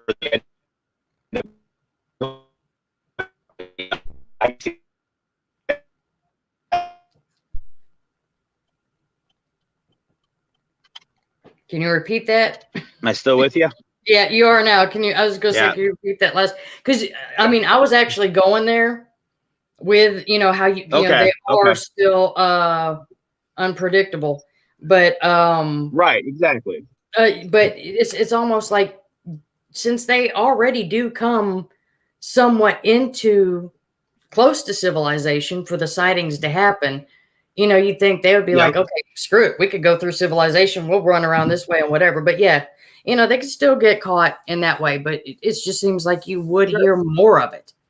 So I don't know. I mean, and of course you never know with the government. So well, I mean, yeah, that's the hard thing when you start getting into stuff like that. Like, okay, well, where is the cover up? Who's in on the cover up? How do they, I mean, I've heard some very good firsthand stories of government agencies coming in and dealing with situations, and from very credible people that I totally believe 100%, in different situations. Like I heard of an attack, in a state where I'm going to do as few details as possible, but essentially, one of the target species got ticked off at a guy, broke into his house while he was sleeping and attacked him. Wow. And actually did a lot of physical damage to this guy. And the person that I talked to was at the scene, and there were some other people there that were from the government, and like it was a known thing, and they came in and they took care of it and investigated it and did all this stuff. But it wasn't anything that was ever reported. Like the newspaper didn't hear about it. Nothing like that. The only reason that this guy heard about it is because of his position in the community. You know what I mean? So, I mean, and I heard it firsthand from him, and he went in and he saw the scene and he saw the victim and all this kind of stuff.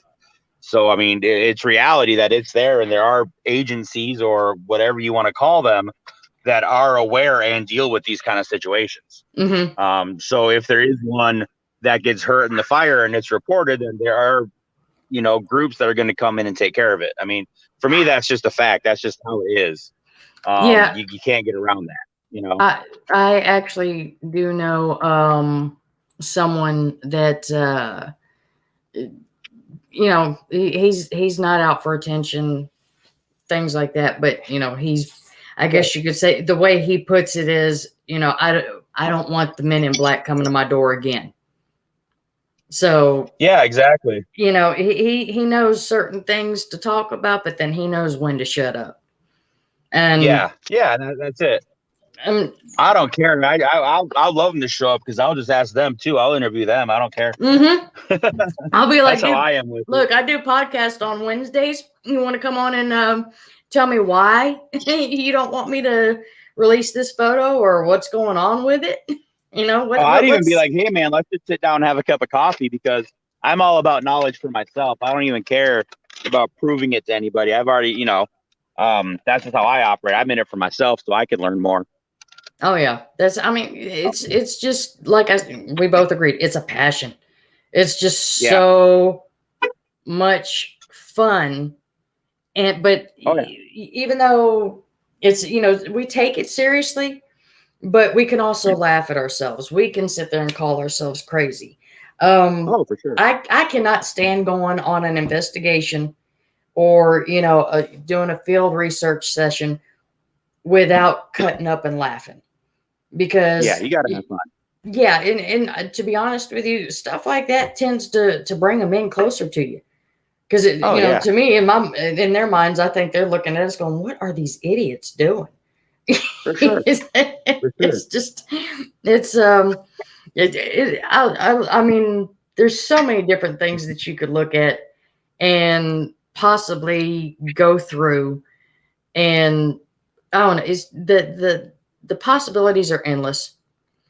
And but at the same time, when it comes to some of the possibilities, you got to stop and think about the paradoxes that are involved with them and back off of that. And like I said, get back to the basics. Yeah. I'm with a bunch of guys. I don't know if you're familiar with Jeremiah Fountain. Oh yeah, I interviewed him Wednesday. So he's a good buddy of mine. I'm with him for years. I do a lot on his podcast, the Skookum Roundtable discussions. Yeah, because Gary's he's my production guru. I'm flying wild tonight. Me and Gary are buddies. I'm with that group of guys. We do a lot of talking, and I do a lot of stuff on their show. So you're part of the Band of Brothers, or Brethren? Yeah. How do y'all say? Do y'all say brothers or brethren? Band of Brothers is how it is, I think. I don't know. Okay. I'm just kind of a friend. I'm just friends with Jeremiah, and he likes to talk to me. So he'll bring me on the show every couple of weeks, and we'll hang out and just do our thing. Yeah, sweet. Yeah, I mean, gosh, he sent me so much evidence the other night. I was like, dude, you're like, he said, I didn't want to overwhelm you. I was like, no, you're blowing me away.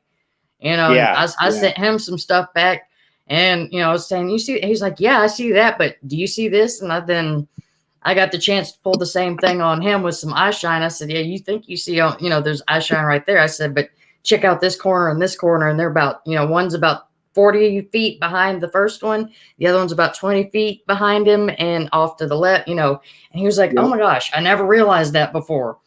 So I love Jeremiah. He's a great guy. A great guy. I loved interviewing him. I've been friends with him for pushing 10 years now, I think.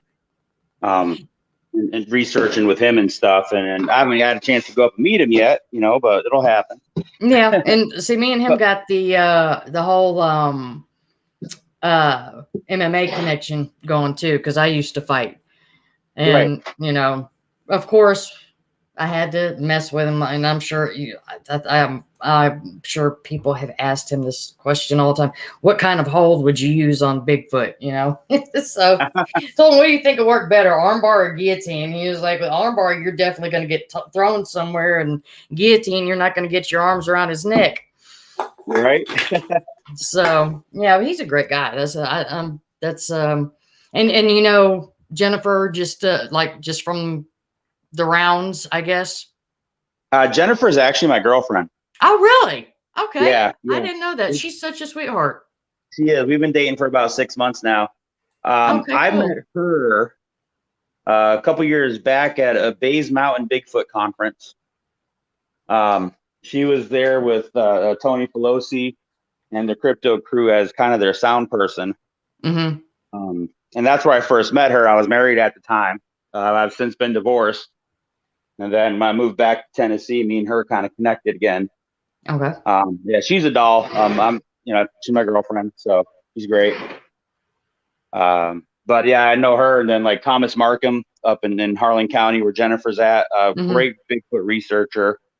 The guy's just knows what's going on. He's a boots in the field kind of guy. Mm-hmm.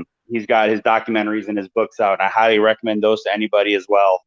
Yeah, that's I shoot. Did I get his? I can't remember if I've read one of his or not. I've actually got one of his sitting right here next to me on the couch right now. His latest one called Understanding Bigfoot. It's kind of like a Bigfoot 101. Okay, cool. I'm writing that down right now. I'll have to get that. Yeah, because I mean, for a while, like with me having, I have seizures, and I also have like a lot of body pain between car accidents, working construction for 12 years, plus, you know, moving furniture and whatnot, and fighting MMA. You know, my orthopedist hates me because I don't listen. Or I didn't listen. I am now because it restricts me a lot. But you know, so I do my best to get out, but I mean, I'm not afraid to read. I'm not afraid to hear other people's, because I want to absorb everything. I want to learn as much as I can from other people. And because I'm not going to be the one that sits there and says, you can learn from me. No, never. I mean, I'm a jack of all trades, master of none. So basically, well, see, that's like my whole shtick is that's why I call myself an archival researcher, right? Because I mean, that's what I started reading reports when I was like 12 years old, off the BFRO database. You know what I mean? And then I would literally stay up till 3 or 4 in the morning, just going over reports, and reading them state after state, report after report. And then I started getting books, the Bigfoot case book, a lot of Lauren Coleman's books. I got, you know, Dr. Meldrum's just book after book, and just reading as much as I could. And eventually, the way my brain works is I don't necessarily remember everything, but when I come across something familiar, I can recall the story. Yeah, like just association. Right. So yeah, that's a good way. Just the association of it. And so what Jeremiah loves is like he'll pull out a story, and I'll be like, "Hey, I know something about that," and then I can cite off like 3 or 4 more stories with that same thread, that connection. And so that's how I do my research, is just by pulling those details together and going, "Hey, I've heard of that before." And in this scenario, and this scenario, and this scenario, you know, and so that's a lot of what I do with it. And again, that's just what I love to do. Is I'm a nerd. I love to read books. See, that's, I mean, I was an avid reader. It's like here before I went live, I was going through Facebook feed, and somebody did screenshots of what someone explained about what dogmen are. And I'm sitting there reading it, and I turn around, and I mean, I'm 44 years old. I started reading Dean Koontz novels when I was 10 and 11 years old. I mean, and my parents, you know, they were like, "Hey, if she's reading, we don't care if these are adult," you know, of course, when I say adult novels, no, I'm not talking about XXX or whatever. I'm just saying, you know, Koontz is awesome. When they were, you know, they encouraged it. I was getting, you know, Dean Koontz books left and right. Anytime they'd go to the bookstore for Christmas, for my birthday, you know, I had all his books. And I even turned around because this whole thing was talking about how they were generated by the government for these super warriors and whatnot. And I was like, you know, it sounds an awful lot like 1987, you know, Dean Koontz's 1987 book Watchers. Because, you know, that's exactly how it explained it. And I was just like, wow. You know, I mean, step back. And I'm not knocking anybody that does. That was one reason why I wanted to talk to Roy, because Roy is a believer in dogmen. I myself do not. I'm open-minded to it. I'm not just saying they flat out don't exist. Right. It's just I have not gotten there yet. Having Cherokee and Creek in me, if I were to make a guess on them, I would say they would be a skinwalker. You know, that's my guess. You know, if you know, I could get into that credible evidence, and I am researching them. You know, I am putting that footwork in, or that brain work in. You know, and we did a show. When I first started doing these podcasts, we did a show about the land, you know, the beast between the lakes. Yeah, LBL, Land Between the Lakes. Yep. Yeah. we discussed that, and then we also discussed the siege at Lockett Ranch in Taylor, Mississippi. Yep. That's a 3-hour drive from me. When all this, and I'm so interested in that because other than Dark Waters reading it, and he is such an awesome storyteller. Yeah. It's a very intriguing story too. It's very compelling. And you sit there and listen to it and you're just like, wow, that is just phenomenal. Right. And, and I've already made up my mind, when COVID we get somewhere ahead of COVID and a lot more places are opening up and travel isn't so risky. I'm going to make that drive over to Taylor, Mississippi, and I'm going to go through the archives. I'm going to see if this ranch actually existed, go through land deeds, and even because for the amount of deaths that came from that, and that the police were involved, and that this, the grandfather of the family was even arrested and blamed for, as the murderer. This should be on public record and, with the police department. So I'm that kind of, that's how deep into things I'd like to get, is I want to do that research, because if I can find something like that shows it's on record that there is proof of existence of at least, the place, these deaths, this happened, the events happening, but of course, however, definitely adds some credibility to it. Exactly. And then possibly get a location if it's not already overdeveloped and whatnot, because, the area I'm sure has grown over, especially since it was a logging area and they were clearing it out. So, I put that research in, and I wish that a lot of other people would too, instead of just being like that dreamer. And when I say that, I'm not trying to be offensive when I say it, but just pulling these theories out of the sky, like Bigfoot is Nephilim. They can go through wormholes. They are interdimensional.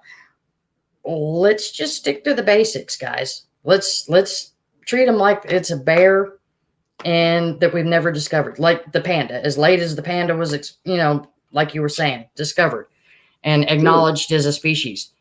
Start from ground level, and then once we've proven that they exist, maybe we can work our way up to out of the box thinking, or out of the universe thinking, I guess you could say, because we already got to think out of the box.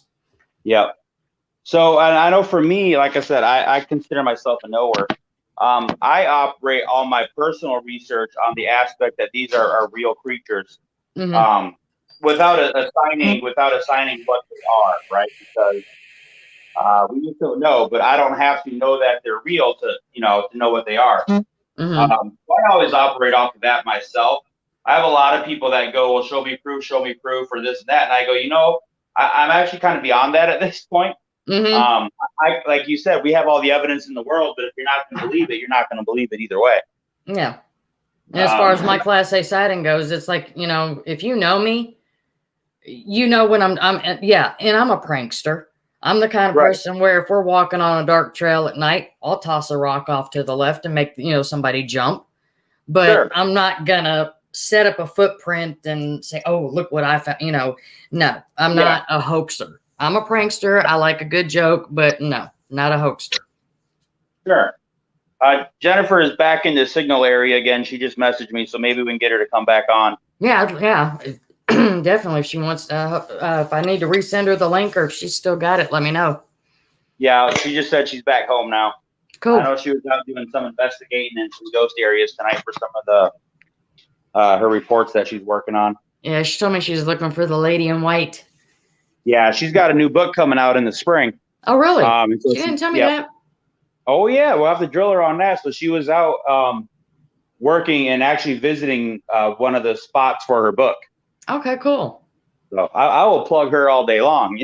Oh, yeah. And see, she needs to, get on my group page and plug herself, or I'll plug her, because, I'm not in that hostile, jealous group of Bigfooters that, that doesn't like to share other people and promote other people. I'm like, hey, by all means, put your podcast on my page, say, invite people to your group on my page, let them know if you got a book coming out. If I see it on your page, I'll share it on my page and say, hey, check this person out, because Adam Davies, he's awesome cryptozoologist. Love Adam, absolutely. Yep. Yes, that I adore that man. He's talk about a prankster and a jokester. He's hilarious. I love him. But he's got his new book coming out. So, and I'm pushing that. Her book isn't cryptozoologically oriented. Paranormal. Her book is telling some of the folk tales and some of the ghost stories and stuff from Black Mountain, which is in her area. Yeah. So she's real big into the folklore of Appalachia. So that's what her book's going to be about, is these stories from Black Mountain. I think it's called Tales from Black Mountain, actually. That's awesome. Yeah, and so she was going out to one of these spots where one of the stories came from of, a haint or a ghost or whatever haunting an area. So that's where she was out tonight, kind of investigating it. She said she's going to try and come back on. Okay, cool deal. Because I don't know if she posted that thing about needing help with a truck from Georgia. I fell for it. I was the first. Yes, I was the first one to post. I'm game. And I even turned around and shot her a personal message real quick. And then it's like I went back and looked at the message, and then right under mine, I even replied to myself. I was like, son of a bitch. It's like, you got me. You know, there was people getting mad at her over that. She told me that. I couldn't believe it. I thought even my mama fell for it, so I thought that was really funny. My mama posted on there, but there was legit people getting mad about it. I'm like, come on, She called me up, and I'm like, baby, don't even worry about it. It's cool. Like, people can't take a joke. That's on them. It's a joke, and if you're not smart enough to figure out that there's not a 30th and 31st of February, that's your issue. You need, you don't be mad at her because you don't have it all up there. Exactly. I thought it was great. Yeah, she's a hoot. I've enjoyed talking. We had tonight when she was first getting on. That was the first time me and her have actually spoken. We've always just kind of either made comments on Facebook or whatever. And she even, she made the joke after I caught myself. She goes something tells me you'd be hilarious and a riot on a road trip. And I'm like, you have no idea, because me and my brain farts and my 13 personalities. We'll keep you entertained the whole time. Never a dull moment. No, unless I'm sleeping, and that's not very often. Right. So that's awesome. So are you actually in Harlan County too? Nope. She's in middle of Kentucky, and I'm in Eastern Tennessee. I keep Tennessee. asking you that. See, I'm telling you. It's all right. We're about it's about a 2.5 hour drive. That's not bad. And that's cool that y'all hooked up that way, that you found somebody that, y'all have this interest, because it's not easy being in a relationship. I've had those, where you've got this passion and this interest, and it's like, you're an idiot. You're stupid. You're crazy. How can you believe in something like that? My ex-wife and I were married for 15 years. And she, she was okay with my hobby. She wasn't into it. She didn't encourage it, but, she would buy me presents that were Bigfoot related. And, she was cool with it. My first couple podcasts, she was like, whatever, but she wasn't really supportive and into it. So she thought it was kind of weird for sure. But, with Jennifer, she's ultra supportive of it. She's trying to get me to write some books. She's basically acting as my PR manager. We're getting myself out there more on different podcasts and just kind of bringing what I do kind of to the world and just, the way I analyze things and look at things and just talking about it, Yeah, definitely. She's been real instrumental in bringing me out of my shell and coming out, my podcast is not, wide blown. It's not one of these major ones. I started up just the end of last year. But, I love, whatever the people I have on, my whole point in this is educating other people that are interested in it, and also letting them know it's okay to come forward. when you've had a sighting. Don't worry about those that think you're, crazy, that laugh at you, whatever. Who cares what they have to say? And then anybody that has a project or whatnot, I love promoting them. If since you say you sit down and do the Skookum sessions and whatnot, I'd love to sit down, just have a full blown interview with you one night, and put you on the schedule. Because I know everybody loved Jeremiah. I mean, people love Jeremiah as it is, but I think out of him and Patrick Vaughn, and I'm not putting any of my other previous guests on or whatever, but those two shows were the ones that people really responded to and that got the most positive remarks. I mean, I haven't gotten any negative remarks, and thank goodness. I haven't had any trolls. But they'll show up. Yeah, they'll show up eventually. I mean, that's a given. But hopefully then I can, I'll have somebody that can help me moderate, and I'll have more monitors. I'm still working with a mini studio here, but it's just and because I already told Gary, I said, when it comes to your group of guys and some other people that I've noticed, I definitely want to talk to them. Because, I listen to them talk, and then it's like I've got so many questions that pop up in my mind. I don't even bother throwing them in the comment section, hoping that they'll get shot. I write that person's name down, and then I write down my questions, in a notepad. And it's like, I got to get in touch with this person and get them lined up. Because, it's the last one I did with Maya and them, we were talking about the stick glyphs and the stick figures. Mm-hmm. So that was a fun conversation. My background with it, like really what people intrigued mostly about with me is I was born and raised in the Colombian Amazon rainforest. Damn. That must have been interesting. Yeah, I spent the first 10 years of my life basically living in the jungles. That actually makes me jealous. I'm not gonna lie to you. I would love to be able to do that. It was cool and it was amazing, but given the whole story, it was also dangerous and scary. Yeah, I can understand that. Some issues growing up. I mean, there was a whole package deal. Mm-hmm. It wasn't just, all sunshine and roses all the time. But it's given me a real unique perspective on just how I view the world in general. Mm-hmm.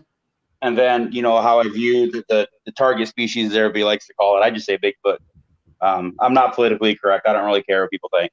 It's Gary's fault that I keep saying target species, because I'm used to saying just Bigfoot or Sasquatch or whatever, and then but lately with him and Pat and their thing moving forward, it's I've been target species, and I'm like, just say Bigfoot.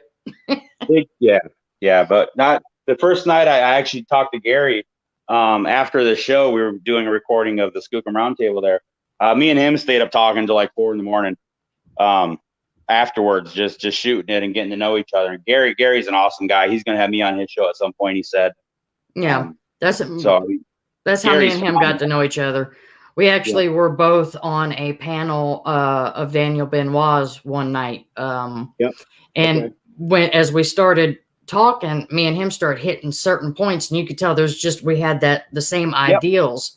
And then next thing we know, we sent each other a friend request. Then we'd be sitting there messaging each other. And then it was like, screw this, just, FaceTime me. And so we'd sit up and it's 3 o'clock, 4 o'clock in the morning, just chatting. And then I told him, I said, I really want to put a show together that it's not just interviewing people, but it's sitting down having, yes, I will have shows that are strictly interviews. But then like with Jeremiah, it was more like what we're doing right now. It was a conversation, even though I did ask him questions and he did give full blown answers and got back into his background and all this other stuff. Sure. But a lot of people, for some, I'm noticing people do like the conversation format of an interview or a show, instead of just basically sitting there asking questions and then one person streamlining a long answer, then the next question, then you streamline and so I'm trying something different. And my biggest fears are when you have these pages and these groups that people follow, And people just do quick, either they do the live videos that they post, or they do videos that they post while they're out looking. And they say, well, I do this and I do that. My biggest fear is that somebody that is just starting out is just going to go out and do something and not know and get hurt, get lost, and that's why, I want it to be not just information about Bigfoot, but the things you need to know for yourself, for your safety, the equipment you need to have, the do's and do nots, but at the same time, I'm like, look, don't hold me liable for what you do, because I'm not telling you to do what I do. It's do as I say, not as I do. Don't ever go out alone. Don't go out without a firearm. Don't, you've got some people, and you've got I call it the 10 to 12 step theory. You take a path, you take 10 to 12 strides or steps off the path, and that's when you're going to start picking up on Bigfoot trails. You could go 3 steps off a path, do a circle, and you could be lost and not know where in the world you are after that. It's so easy to do that. So I never encourage people to do things like that. And it's just, I got with Gary, and he was like, yeah, I'll help you out with that. So he's been my production guru and my co-host for a while. He's taken some personal time for a couple of weeks. He's got so much going on personally, and with all the other shows, that man does so many shows, and for sure, I'm on down the line. So I don't mind. I miss him. I miss having him on here as my co-host, but I'm just keeping him in my prayers. And speaking of which, I do have to give a shout out to Christy Sci-Fi. She gave me a call the other day. I don't know if you know her, if you know of her. I don't think so. Okay. She did suffer a stroke last week. She is back home. Me and her FaceTimed yesterday. She looks great. She sounds great. She's doing awesome. That was one thing a lot of us were concerned with. I know Gary was. She works alongside of Patrick Vaughn a lot. She's from Louisiana, and it warmed my heart to really just, for her to call me from home and let me know she's home, she's doing good, and I got to see her. So good. I wanted to give that shout out and say, thank God, because prayer works. We had a lot of people praying and worrying for her. So. Yeah, it's amazing how many people we've lost in the field over the years that I was really good friends with, man. It's, JC Johnson, classic, awesome guy. Me and him Facebook all the time, personally, not just Bigfoot stuff or research stuff, but, commenting on each other's family and friends. And, we were really good friends. Brenton Salwin of Mysteries to Search fame. He was a good friend of mine. I was up in Kentucky one time. We were trying to meet up. It just didn't work out. But I spent hours just talking with him on Google Hangouts and just, another really good guy. And it's just horrible. But it's part of life and part of what happens, unfortunately. Yeah. And not too long ago, Kelly Ray Jones passed. I'm not sure about if it was COVID or whatnot, but he was a really great guy. Big fan of all the shows. He threw his heart and soul into talking to people, and I loved hearing his stories. And it's sad. It's, you hate losing anybody, period. But, when it comes to this community, like I said, you have those that have their animosity and their jealousy, but then you've got those that have the tightness, that group where we bond, and whether we've seen each other face to face or ever shook hands or given hugs or whatever, you become friends, you become a family and, a unit. So absolutely. Yep. It's very upsetting when we lose somebody like that. So, and on the subject, we got to give a shout out. Adam Davies lost War Beast this week. So, condolences to Adam Davies. I did not know that. Yep, he just posted. I think it was just yesterday, maybe. Oh my goodness, not War Beast. Yep. Because he just made a joke about, I think when they had some high winds go through, and there was like an umbrella upside down on his house. And oh my goodness, I got to send my condolences to him for that. I saw that, so that was awful. I hate to hear that. The War Beast post. Yeah, those. I mean, like I said, he's got a great sense of humor, as it is. But you know, he had to give War Beast. You know, War Beast had his own basically. Circle of followers. Yeah. Yeah. Yeah. But, Adam, I haven't met yet. I was supposed to meet him. Was it last year at the Bigfoot conference here? Him and Amy were we both talked, and I was going to go visit him and stuff, but it just didn't work out. It was canceled and all that kind of good stuff. Mm-hmm. The year before that, he was out and I was working, so I didn't get a chance to go. Hopefully this coming year, cross your fingers, I can make it out now that I'm actually living like 3 minutes away from the conference center. Hopefully I can actually meet up with them and hang out and talk to those guys face to face and have some good time with them. Yeah. And, you know, I don't get the chance to, I don't get starstruck right. often. You know, if I see somebody or meet somebody, I keep my calm, you know, even if I'm, you know, an admirer and stuff. And I was fortunate enough to actually do some research with Adam. Oh, wow. Okay. And I'm sitting there going, it's going through my mind. I'm like, I've got to come across, you know, I've got to maintain my professional. This dude's been on Expedition Unknown with Josh Gates, and I've heard this and this, you know, and oh my gosh, within 5 minutes of meeting him, he was the biggest goofball in the world. And so down to earth and just talking. It was like, I felt like I had known him for years, and there was zero zip air of celebrity status to him. He's a great guy. As a matter of fact, I've got a phone from when we did that research. They were there for 5 days, and I missed one of the nights, so I was only there for 4. But the cell phone that I happen to have, I've got some great recordings on there. And he gave me my nickname Whoopers, because he said, he said you can do some whoops, and he started calling me that. And then I got him. I said, I want you to say, I, Adam Davies, officially think that Ashley has the best whoops I've ever, or the best whoopers I've ever heard. And he did that. I've got him recorded singing "It's Great to Be King," King Louie from the Jungle Book. Yep.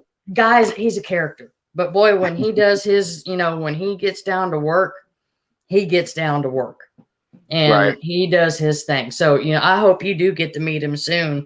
I keep telling him, you need to get your ass back down here, and we need to do some more investigating, because, there's just so much going on. And I know he's, I know the man's busy as all get out, because he's got his day job. He's got the cryptozoology. He's got shows, podcasts, books, this, marriage, so. But yeah, you will thoroughly enjoy meeting him when you do. I can't wait. I think it'll be a blast. That'll be fun. I know this year I'm supposed to be going up to Daniel Benoit's conference. He wants me to be a speaker up there. I have no idea what he wants me to talk about yet. But he's asked me to speak at his conference. Mm-hmm. So I'm looking forward to that too. I think that's gonna be a lot of fun to meet up with a bunch of other footers in person. Mm-hmm. And just kind of hang out for the weekend and just do our thing, Yeah, so I keep looking into it.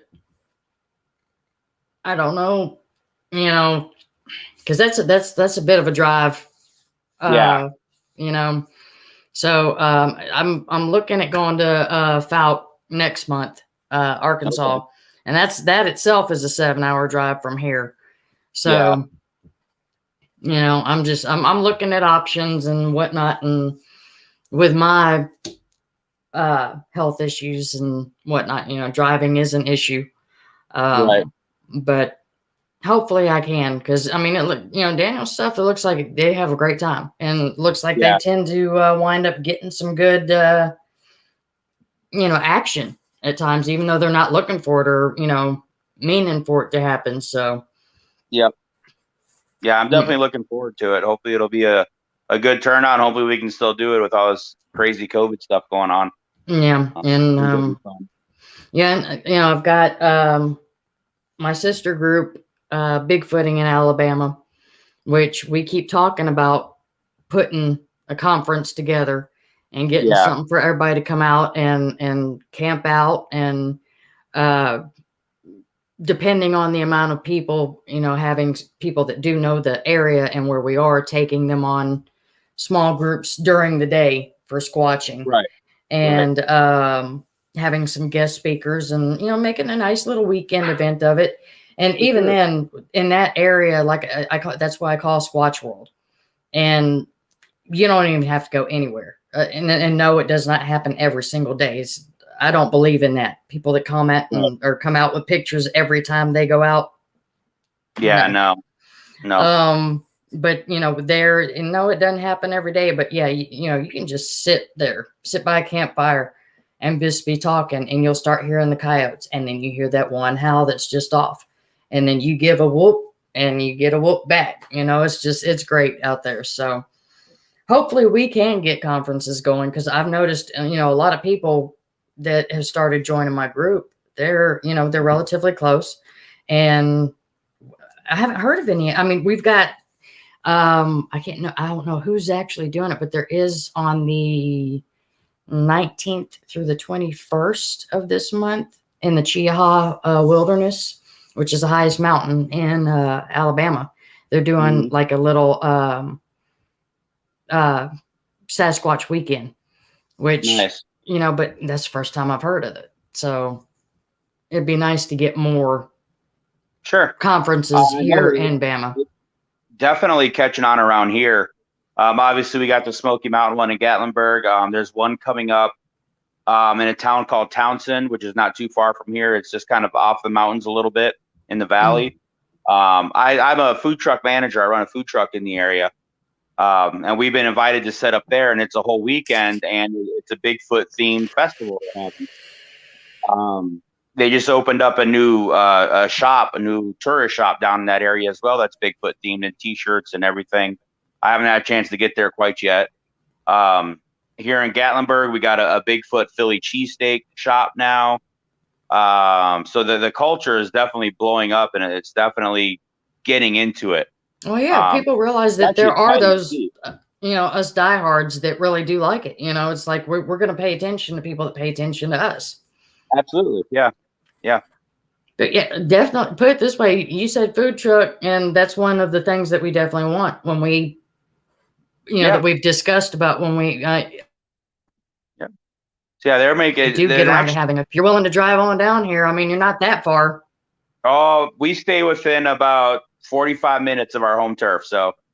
Come on now. You got to come on down to Bama. No. It wouldn't be worthwhile. We wouldn't make our profit. You know what I mean? It's all about business. It's all about making that money. But I mean, there's food trucks all over the place. So you'll find somebody, you know what I mean? That's not a big deal. You'd have to come to the conference just to join anyway. Might as well make some money while you're here. Well, if I own the company, I might be persuaded, but I'm just the manager for them. So the boss makes all the big decisions. I just make it work for him. I hear you. I mean, here I am, one of the big members of the group, and it's like, even with being, on I'll say my partner's property, she's like, you'll get free admittance and free camping as long as you work security. I'm like, woman. Nice. Thanks. I appreciate your hospitality there. Mid-South Sasquatch Cryptid Research. What's up, everyone? How you doing? We got that one going. Oh, there it is. I see it. Yep. Yeah, I was actually just getting off work. If you're south, where are you located?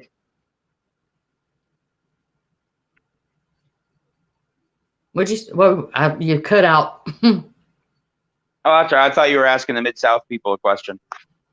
I just asked where they were from. I was waiting for them to type, but I heard you start saying. Well, I was just saying, I was just getting off work and Jennifer messaged me, said, "Hey, I'm on a podcast right now," and I'm like, "Oh, that's cool," And she's like, "Well, hey, just come join me." I'm like, "But okay, I guess that's fun." And then she bailed on us.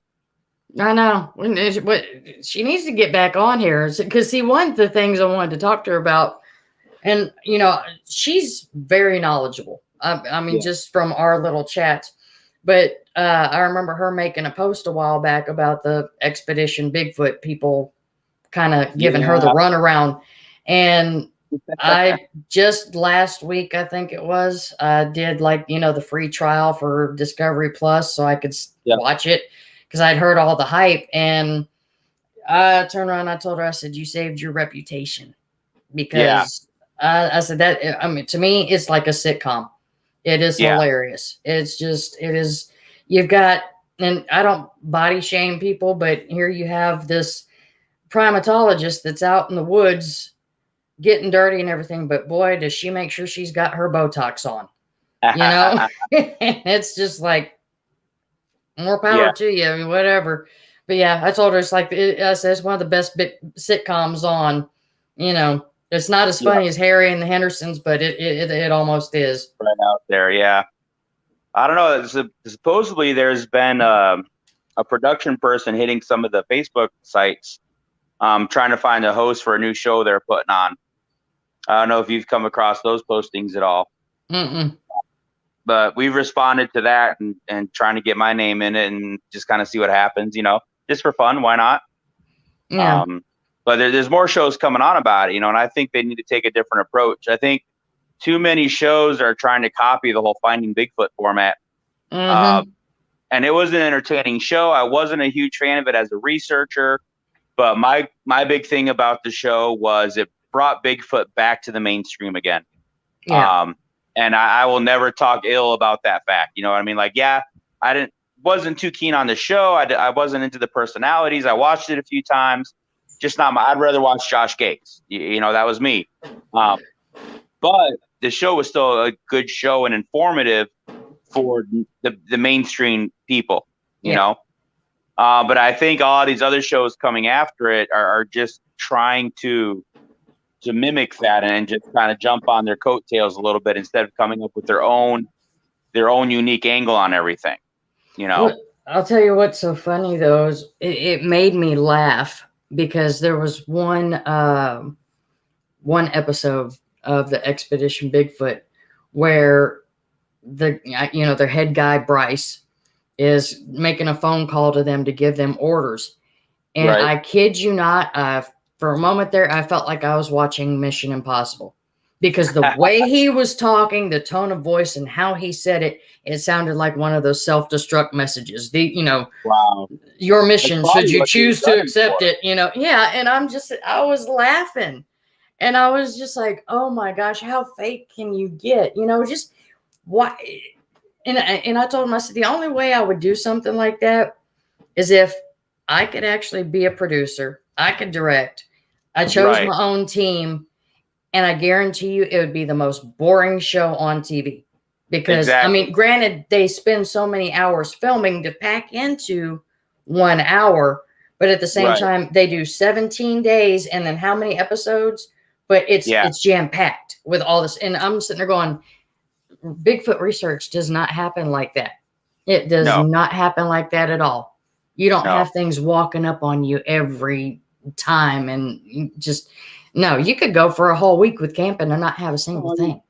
Look, I know generally the area where they were at. I mean, that's Jen's territory, right? And I've been up there several times. I know the local researchers in that area that they didn't talk to, and they filmed a show is what they did. They didn't do research. They didn't go out. They filmed the show, which is fine. That's not a big deal. The part where I don't like it is when they portray it as they're out researching, because they didn't talk to the right people. They did a show, found the people they wanted for their show. And then I get it. It's cool. They're a production crew. They're putting on a show. That's what you do. Right. Mm-hmm. So that just makes sense to me. But then you go out and portray it as a serious research thing going on. And it's like, that just gives researchers a bad name in general. So I haven't watched any of it. I won't watch any of it. I'm not into it at all. Like I said, that's why I used my free trial to check it out, and then that was it. I wouldn't even do that. You know what I mean? Like I wouldn't even do a free trial to watch it. Well, I checked it out for Jennifer, and also because of my curiosity. My daughter went to Union College, which is up there in Harlan County. Yeah. And, so it was my curiosity for that. Sure. And, I gave it a shot, and like I told her, I was like, man, you big lad. She dodged the bullet on that one, yeah. You definitely dodged a bomb, to be honest with you, because I mean, my gosh, it's a train wreck. I mean, of course, that's what people like to watch. It's a rubbernecking thing. And I'm not trying to insult people that like the show either. I mean, we all have our different levels of entertainment. Well, sure. I'm depressed because my show Supernatural ended after 15 seasons this last year. So, I stopped getting into shows because my shows end up getting canceled halfway through a season. And then I get really upset, so I just kind of wait till the show's done and then I'll start watching it. Yeah, I know this, but see, I kind of did that with Netflix. I found 2 shows that I really liked. One was The Society, where they basically like all the parents just disappear, and it's like a Lord of the Flies kind of situation. Okay. And then there was another one that's called Mindhunter, where it's how the FBI got started in doing,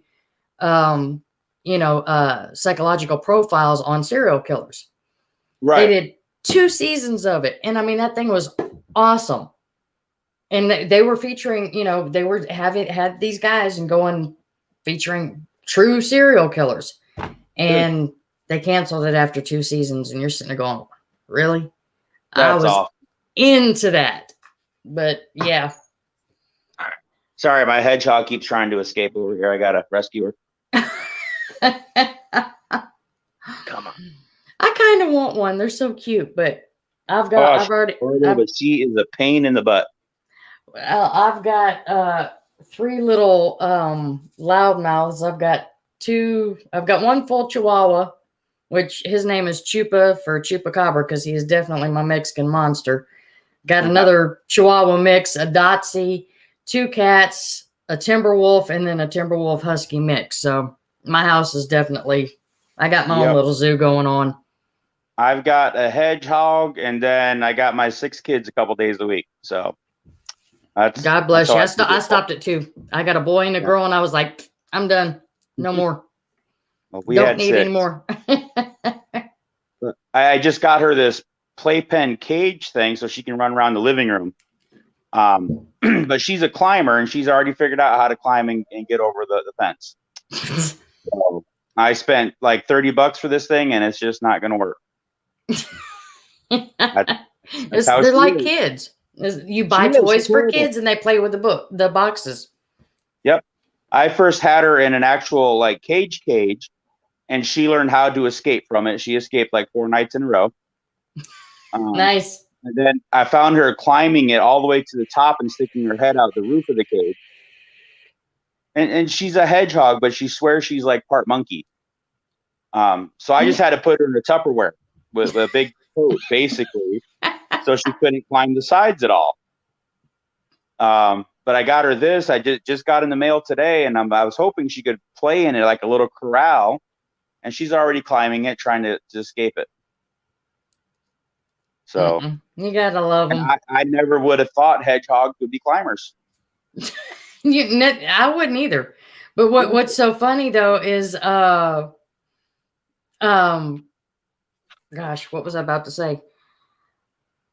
Yeah, I mean, they do surprise you. Oh, look at her. Oh my goodness. She's climbing. She's so cute. She's adorable. How old is she? I just got her a few months ago as a baby at a pet shop, so I really can't say for sure. Okay. But I'm assuming she's not more than 3 or 4 months old at this point. Wow. Yeah, I've had my fair share of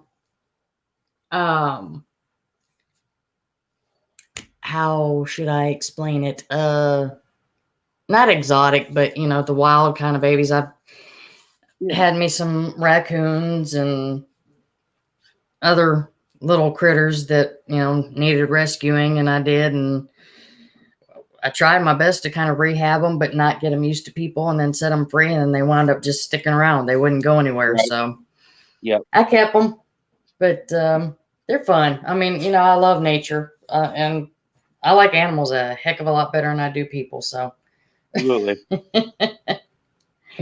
Well, is Jen coming back on, or is she like giving up? She throwing the towel? You know, I don't know. She hasn't said back to me since she got to her house. She said to tell you that she's going to try and come on. Well, shoot. Yeah, well, I'm almost at 2.5 hours. I know we're going to wind up boring people. Right. But hey, yeah, I'm gonna send you a friend request, and definitely want to set you up for an actual interview. Sure. Where we can, you know, cover that stuff. And I just once you came on camera, I recognized you. You know, because I've just been sitting there looking at the little dot the whole time and hearing your voice. And then once you came on the camera, I was like, okay, now I got him from the group. So I was driving. A lot of times I'm driving home and I'm just on my earbuds doing my podcast with Jeremiah and them. Yeah. So most of the time, that's all you get. You don't actually get to see me, which is probably a good thing. Nah, you're fine. Doesn't look, put it this way. I mean, even though this was an impromptu kind of throw together show and just whoever wanted to join could join thing. Yeah, I had to go jump in the shower because I was looking rather rough, and I wasn't going to come on here with my hair sticking completely straight up. I mean, sometimes, a lot of times I really don't care, but at the same time, I'm like, you know, I know gotta look good. Well, I put it this way. I know I'm talking about a crazy, hug me jacket, padded room subject as it is. So I don't want to look like, you know, I don't want to look the part. Right. You don't want to do Gary Busey. Yeah, I need some normalcy in my life.